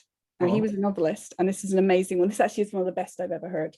So he wrote a book called The Governor's Lady, and he wrote the book, just wrote it to write a novel, and it reasonably sold reasonably well. And he went to a party, and someone came up to him, and it was about an affair in Africa between a man and a local woman or something. It was a colonial novel. And someone came up to him and went, "How did you know? I thought everyone was keeping it a secret." And he said, "What?" And he said, we didn't think anyone else knew. And he said, "I'm really sorry. I just wrote the book. I'm really sorry. As far as I was concerned, I was writing a book." And it turned out that he had accidentally written up a story of a scandal, a real scandal that happened inadvertently. So he was like, channel the collective consciousness and pick up on the story, and then. But then it's synchronicities then add up, because when I first met my husband, I tell him this story, and he goes, "Well, that's interesting," and I told him things, and then just after we get engaged, he goes into the bookshop in Belfast. I'm not with him, and he tells where we had our first kiss, and he goes upstairs for the first time ever in this bookshop to use the toilet, which he's never been in this bookshop before, and he's up above the table where we'd had our first kiss. He's never been there before, and he sees a copy of The Governor's Lady just above where we had our first kiss, landing right in front of on top of the table. Isn't that cute? Lovely. That is lovely. Again, talking about novels that are kind of being predictive, and you were saying about potentially creating a new reality. There was, you probably know, a very famous book written in about 1908 or 1910, which was about a unsinkable ship called the Titan, which hit an iceberg. So I mean, It was earlier than that, I think. It's in the 1890s. It is. But it was like uncannily, like you couldn't make it up that it was that predictive, and it was actually called the Titan. So is that someone somehow creating this terrible future reality, or were they? Do you think somehow? Well, I suppose with that one could argue that people were talking about building ships that size at that time. So one could argue that it is technologically possible. But one of the events that I cited in my book, The Daemon, which is extraordinary, was the story of Rudyard Kipling. And Kipling wrote a series of short stories called Puck of Pook's Hill, I think it was. Puck of Pook's Hill. Puck of Pook's Hill. And one of the stories is called The Old Men of Pevensey. And in the story, they have two elderly men during the Norman invasions. And Pevensey at that time was actually on the coast. And it had a moat around at Pevensey Castle. I actually visited there last summer to check this out as well. So it was quite interesting. Just down the road as well. It is. It's very close to you, isn't it? And he placed in the story, he placed the two men inside one of the round towers at Pevensey Castle. So, as with most novelists, he'd actually written the story and he'd got his characters in a position where they're trapped. They can't get out. They've got the gold or whatever it is, the treasure they've got, and they can't get out. So he, as a typical novelist, he goes walking in his gardens, Bateman's in East Sussex, and he's walking around Bateman's. And in his book, Something of Me, he talks about his spirit guide, which he calls, interestingly enough, his daemon. And he said, "I'm walking through the gardens and the daemon manifests in my head." And the daemon and him have a conversation. And he turns around and he says to the daemon, "I really don't know how I'm going to get the two old men out of the tower." And the daemon says to him, pretend there is a sea well in the wall of the tower. It's behind somewhere, or the old men discover it. They climb down and there's a boat at the bottom, and they get through into the moat and they escape. And Kipling turned round to his daemon and said, well, yeah, but there isn't one. And the daemon said, well, just write it anyway. So he writes it. 8 or 9 years later, after that was published in the late 1920s, whenever it was, there were excavations in that very tower, and they found the sea well. And as Kipling says, he said, how did my daemon know that? Now, I would argue that according to my hypothesis, his daemon knew that because the daemon remembered it from the last life that Kipling had had. And what was happening was that his daemon was feeding him stories from its knowledge banks of the things it experienced. And I'd finish this off with there was also a story also in there called On the Wall, which was a group of Roman soldiers on Hadrian's Wall. And in the story, Kipling uses particular types of killing arrows that were used, and he makes up the name of a legion that were up there. He made it up. They found something on one of the towers up there. They found an inscription in Latin, and the Latin describes the name of the legion, which was the legion he mentioned. And they found the killing arrows, and these killing arrows up until then had only ever been discovered in Italy. They'd never been found anywhere else. And as he says, it's extraordinary how this happens. And I'll finish this off with one final one in my book on Philip K. Dick. Philip K. Dick was convinced that many of his stories were written about things he was about to experience, his own future self. And there's one story where he has a character who is at an all-night petrol station. And when he's in the all-night petrol station, a black man comes over to him. And initially he's worried that the guy's going to mug him or something, but the guy desperately needs money. He's lost, something happened to him. And the character gives the guy the money, and the guy comes away, and later on he gives him the money back. Philip K. Dick wrote this about 1957, 58, maybe slightly later. 15, 20 years later, he's in an all-night, he goes out and he's in this all-night petrol station, gas station. And as he's there, he thinks, this is my story. The black man appears, asks him for money, and Dick gives him the money. And as Dick said, I lived my own storyline. Now that to me is again evidence that the idea we're living in a simulation, we're living in multiple versions of our lives, we live our lives in different ways, and our future feeds back and guides us in the past.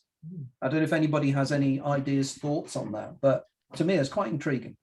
I think it must have some element of time and the nature of time in it, because if there's a timeless realm, then these things are occurring simultaneously, and just on our earthly existence of being on a planet that rotates, we can only experience this sort of thread of time that's possible to perceive as a human being. But I've always thought that if you zoom out of the earth and you zoom out of the Milky Way and you zoom further and further back into the universe, that all of this is irrelevant and time is conceived as an all-time experience from a distance.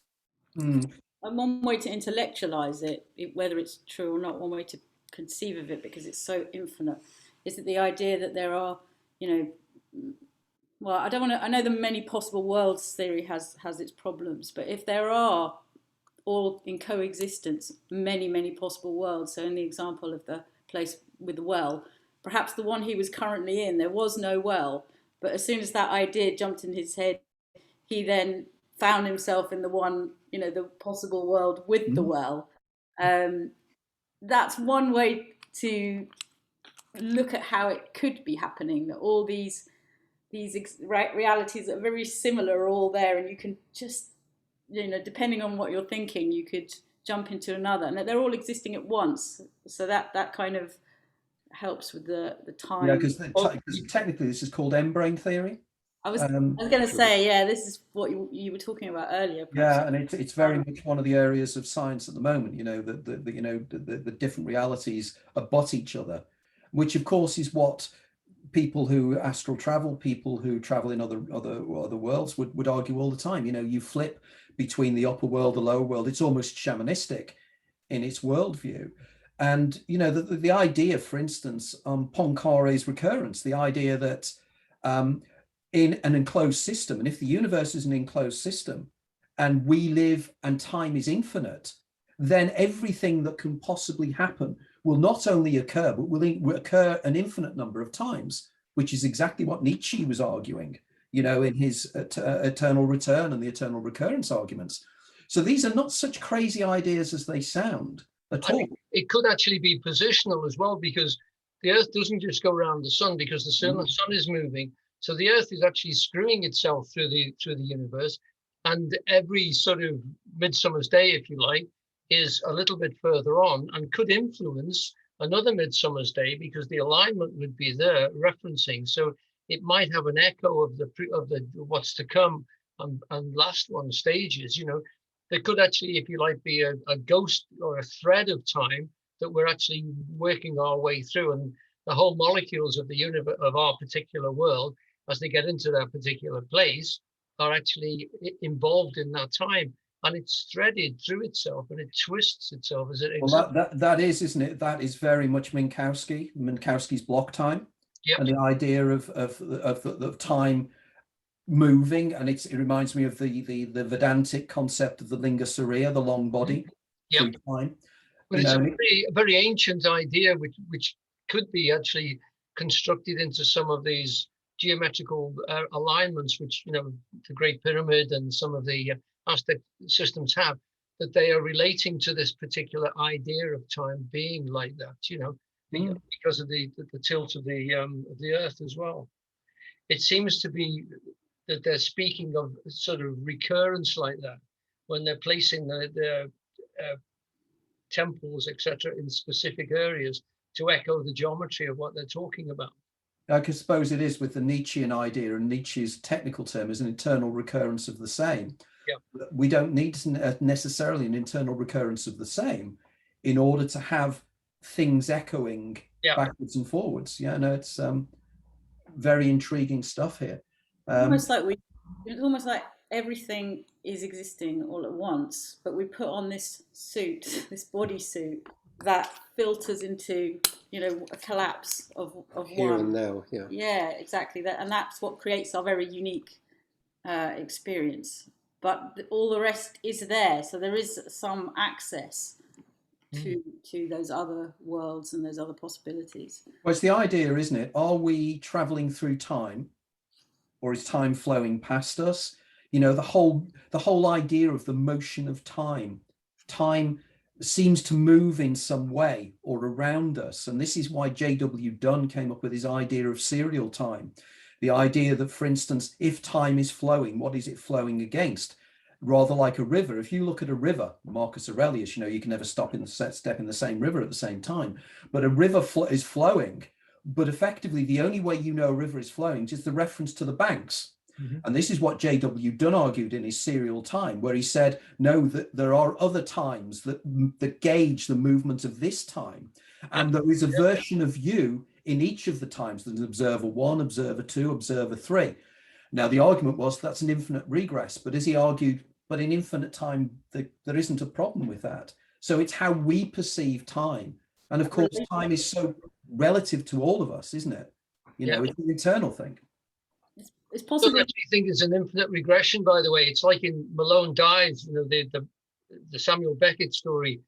You only have to be moved twice and you get back to a consciousness which would, I think, would accommodate that without having to be an infinite regression. And perhaps we actually are time. Maybe we are time. I know that sounds a bit weird, but the time only seems to exist because of us. Like the time is it's this relational thing.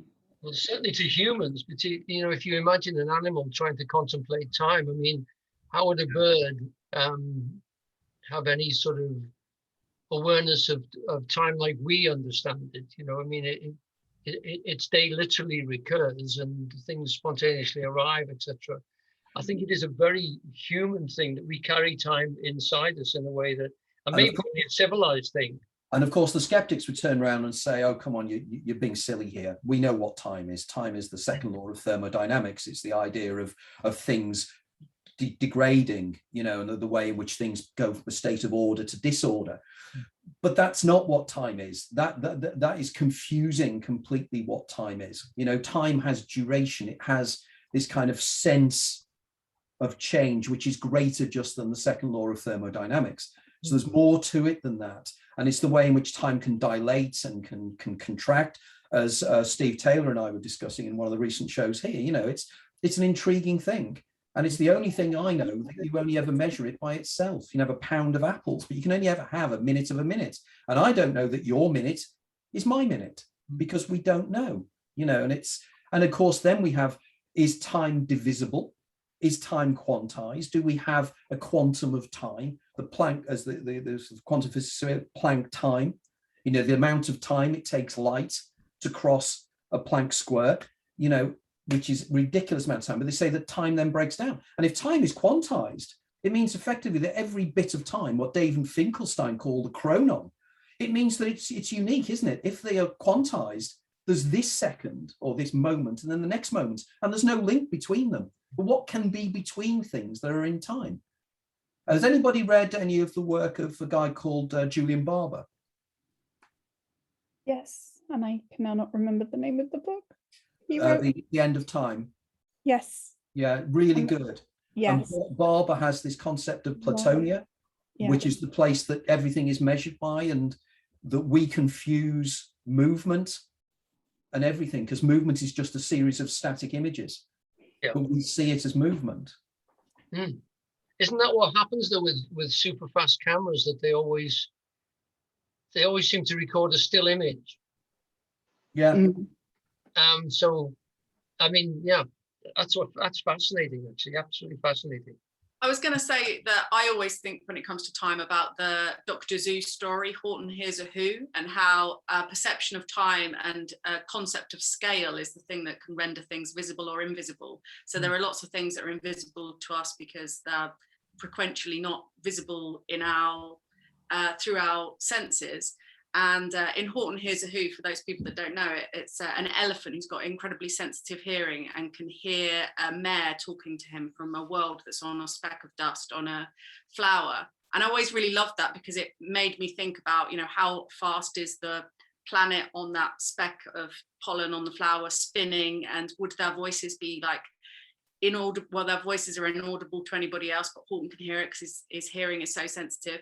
And it makes you think about what else exists in the universe. Like there's this idea in science of alien life already exists, but it's called weird life because it's around us all the time. It's just expressed in ways that we can't necessarily comprehend.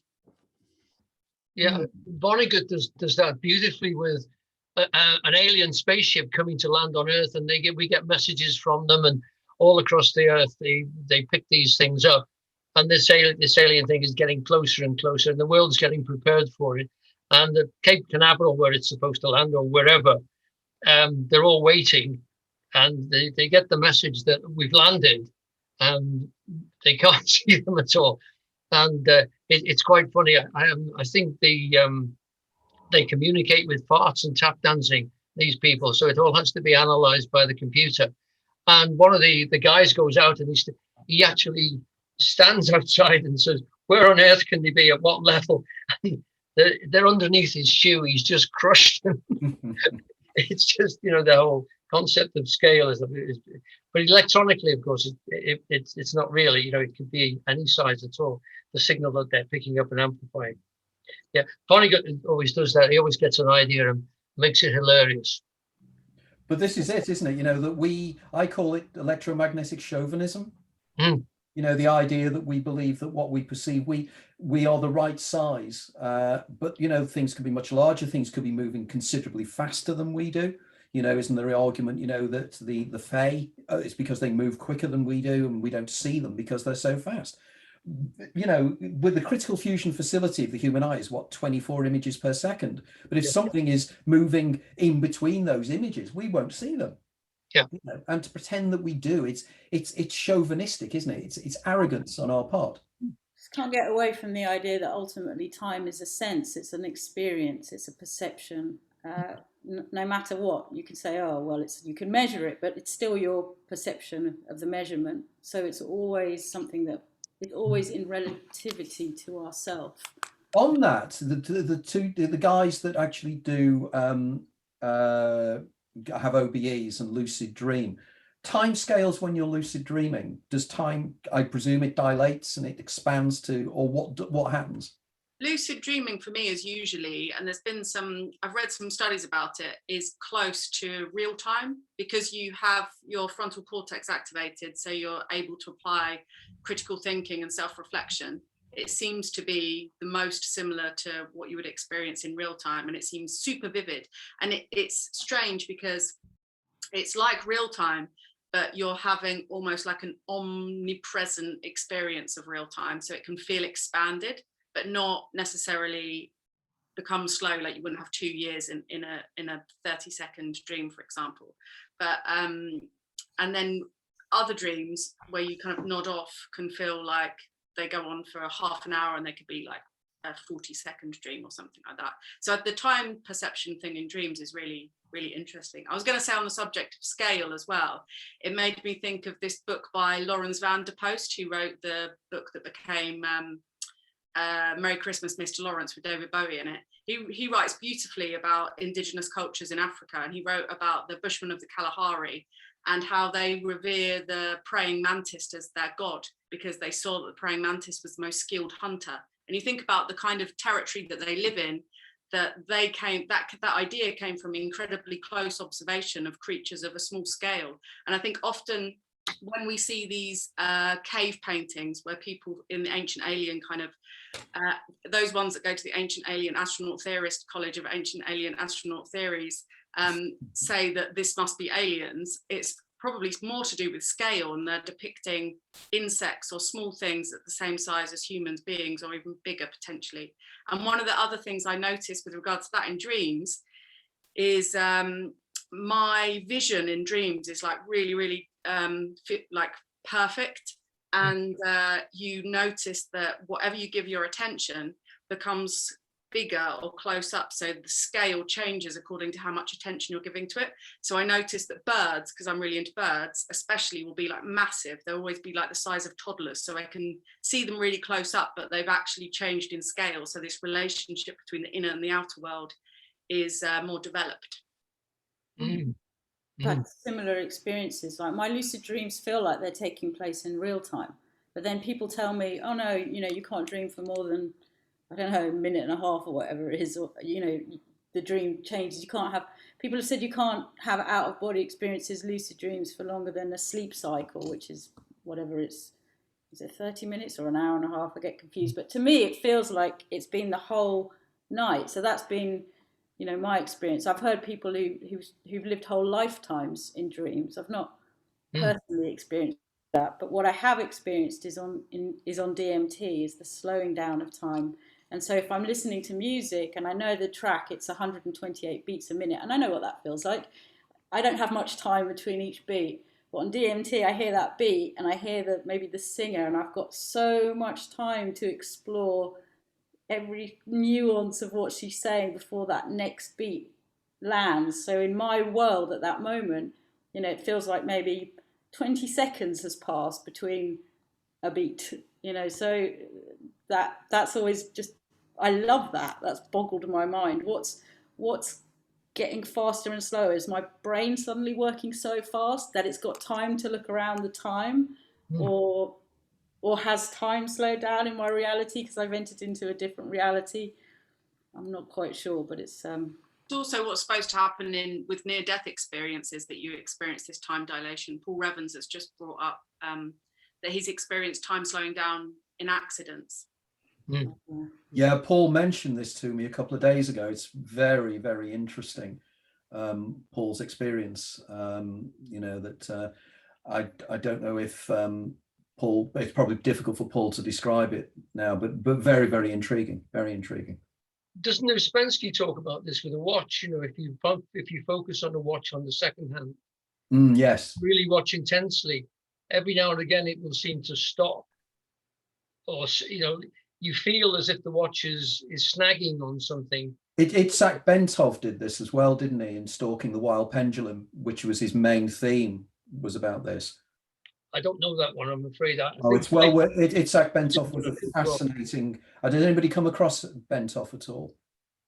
And Stalking the Wild Pendulum. He died in a terrorist attack quite a few years ago now, but his book is very interesting. He does little diagrams, but he talks about that looking at the clock, and you can see it being backwards. If you I've never got it to go backwards, but I've certainly got it to stagger.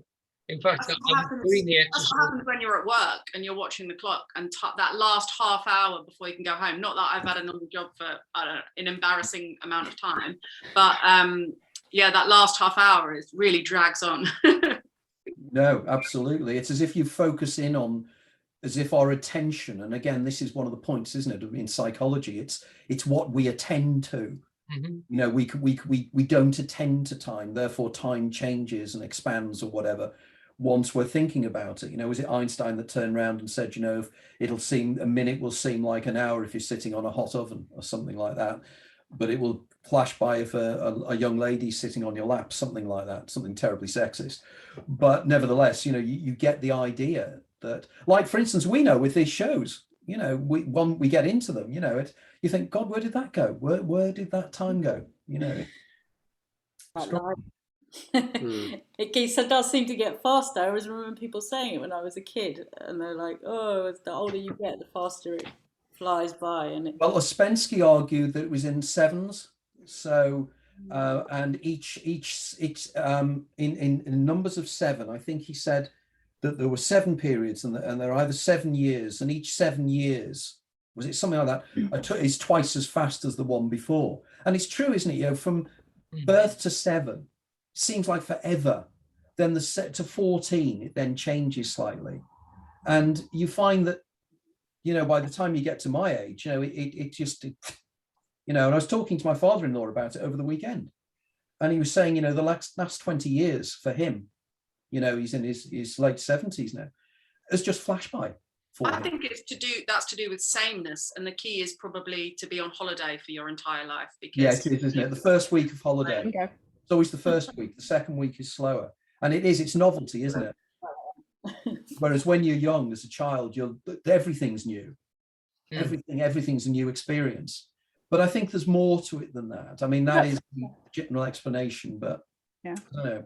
Do you think if you really meditate and you get yourself into a point of absolute stillness, that you could do that? You know what I'm sort of talking about with the DMT, that you could have time to explore a second, you know, in a way that a second goes so quickly you don't even notice it. But if you're really in a point of absolute observation, that you could slow it down. And how is that? What does that mean? You know, would it be worth it?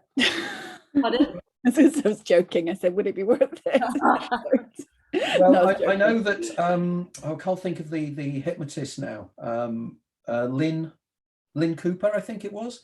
But and there's another guy's name escapes me, but they did a series of experiments where they hypnotized people to slow down time, and they had some incredible results, really, really powerful results.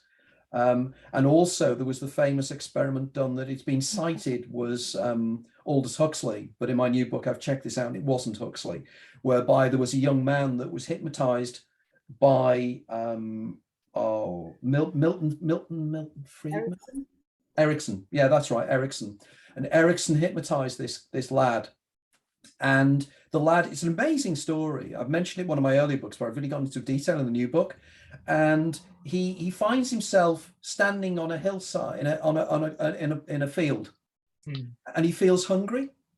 And then he walks over and he finds a baby lying down. His parents have just left him there for a few seconds, and the baby's hungry, and he realizes that the baby's him.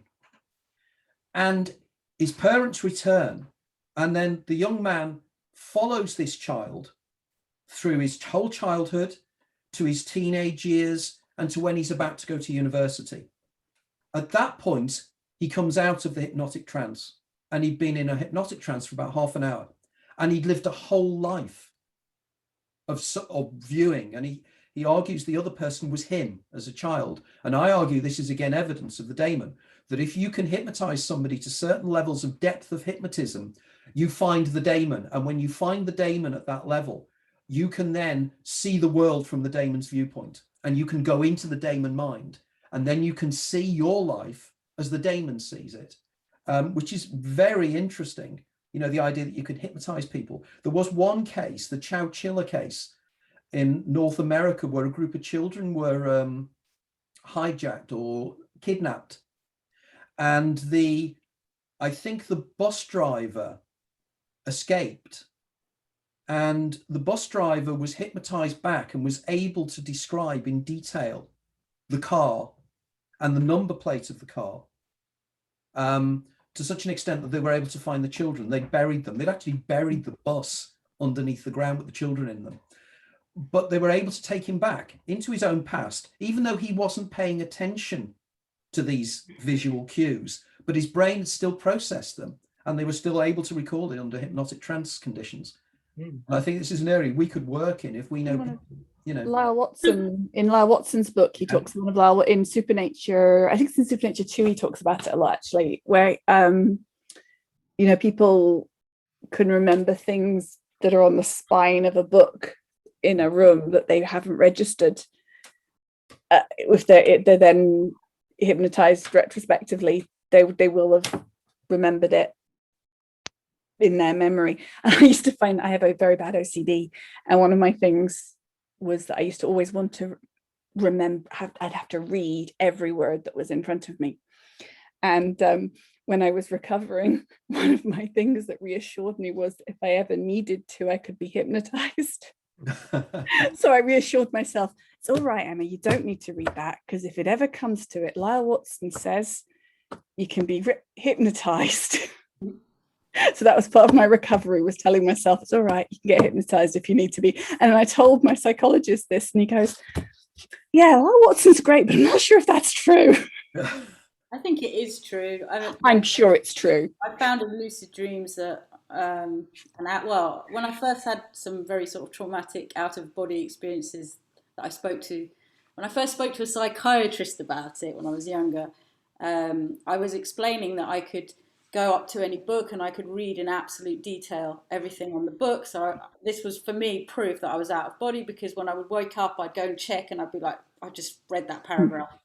And I said this to the psychiatrist, and he was like, well, everyone's got perfect memory. What we haven't got is good recall.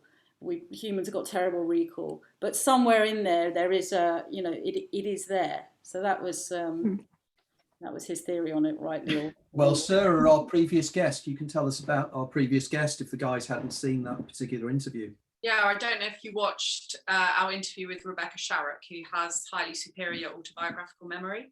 So her memories have to, I think it isn't everything that she remembers though, in terms of what she consciously knows she remembers. It's things that have some sort of emotional content, but she categorizes them according to the day that they occurred, and she can bring it up kind of visually in her head. She said that it's a color-coded system where she can attach the information to that day like a calendar. So if you give her a day, pull any kind of random day out, she can tell you exactly what she did on that day.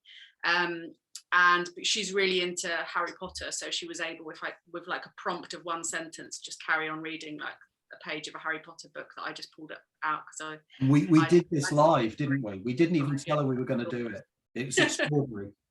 So the idea is that you know, that there could be some sort of akashic records that perhaps she's just able to access. Well, you know, interestingly, she's a synesthetic.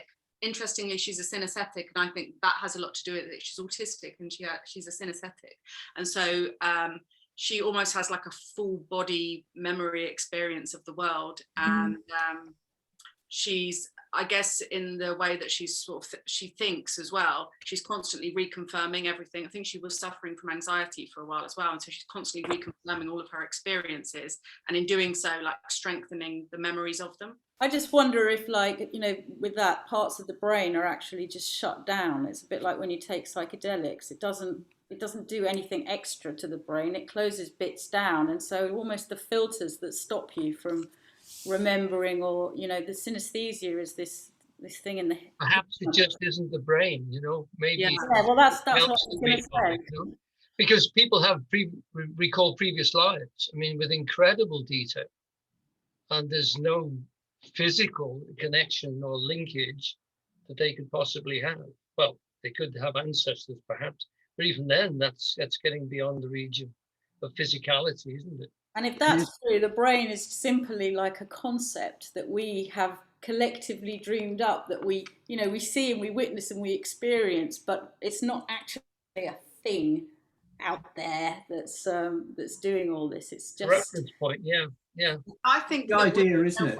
We're obviously a physical organism, and No, because we experience a physical organism. We are an experience. An element of us is physical, and I think that there's a non-physical blueprint of that entity, and in order to make up what it needs, it will reorganize. And like you were saying, Kaz, there's neurons not just in the brain. We are like this holistic system. So I always think that that's kind of interesting that neuroscientists decide just to look at the brain when it comes to the way that we think and issues of psychology and mental health, because our heart has neurons in it, our gut has serotonin receptors in it. So we're not just a brain with this useless bit of body attached to it. It's like we're a full body system.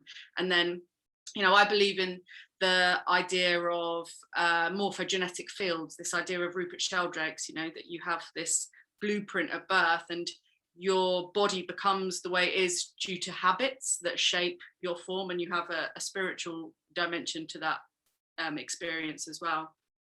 I think it's perfectly reasonable, isn't it? The idea that, I was reading recently, about the alimentary system and the way in which that has its own brain, and it clearly, and it's rather similar, to a recent guest we were talking about, the idea that, we are so focused on the neurons, we miss the glial cells, these kind of things. But on top of this, the idea that the brain acts as an attenuator, that it takes information out. And what happens with entheogens is the entheogens stop the brain's ability to block information. And in which case, is there an information field out there? In which case, what is the nature of the information field? Are we one consciousness experiencing itself subjectively, as Bill Hicks said?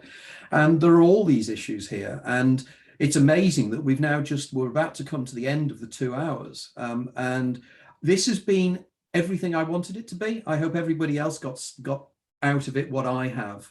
And I'm hoping that people who are listening in will do this, because we will do this again. We'll mix and match guests, and we'll just do it on a regular basis, maybe once a month, because it was really good, wasn't it? We started on one topic and we've gone off to so many different areas. And all I can do is thank you guys for the time you've spent. It's 2 hours out of your life, and it's really, really appreciated. So thanks again for being involved. If any of you guys, if you have any websites or anything you want people to know about, if you want to dive in now. Okay. Can I just say quickly that there have been loads of really interesting comments from everyone and really interesting experiences that people have shared in the comments. So I would urge you to check out the comments on this Facebook thing, because I haven't had a chance to squeeze them all in. Okay, what we could do is maybe have another show and go through the comments as well. Yeah, sorry guys, sometimes it's quite difficult to comment, but I'm sure you've enjoyed it. So if anybody wants to talk about their websites or anything, I'll go along the top. So Alan? No, I'm okay. I just thought nothing relevant at the moment. Okay, Emma? Mine's not active at the moment. It will be soon. It's overhauled at the moment. Okay, Kaz? There's the Conscious Explorers Facebook group, which anyone's welcome to join as long as they're happy with the few rules, minimal, very nice rules. And then, of course, my website, which is kazcoronel.com for DJ, music, soundscape, production, editing, all that sort of thing. Excellent. Jason? Yeah, and so my company is called Pericals, which is a very obscure little village in the Spanish Pyrenees. And the website is pericals.com, and you can find our films on there and books and various bits and pieces. And hopefully by the end of this year, as I say, the Damon Mind film, which is relates to a lot of Anthony's work about the Damon, should be coming out theatrically. Hopefully cinemas will kind of bounce back and everything will be tickety-boo for entertainment world, but we'll see. So yes, it should be coming out soonish, and yeah, check out the website. And thank you so much, Anthony. Actually, Anthony, very quickly, I was going to ask you, there was one minor synchronicity. Because you mentioned the number 137. Mm. I don't know if you remember when we both used to live virtually next to each other, the one bus that went to Leopold Road was the 137 bus. Yeah. It was indeed. Yeah, so that was our connecting bus. Go on to Penge as well. I remember a 137 when I lived in Good London. Lord, yeah, of course. Went to Crystal Palace and Norwood and yeah, Streatham. So there you go. It did indeed. Used to be my bus home when I was at the LSE. Yeah, same one. Yeah. Good Lord. There you go. And Sarah, finally. My website is themysteries.org, and all of my various things are up on that. Wonderful. Okay, well, I didn't mention mine, but the man that taught me was Eugene Halliday, and there's eugenehalliday.org where all his writings are up and his lectures. excellent. Okay, well, thanks, Alan. Thanks, everybody. And thanks, everybody, for listening in. It has been a terrific show. Really, really enjoyed it. And we'll speak to you all soon. Okay, see you, folks. Bye-bye. Thanks, everyone.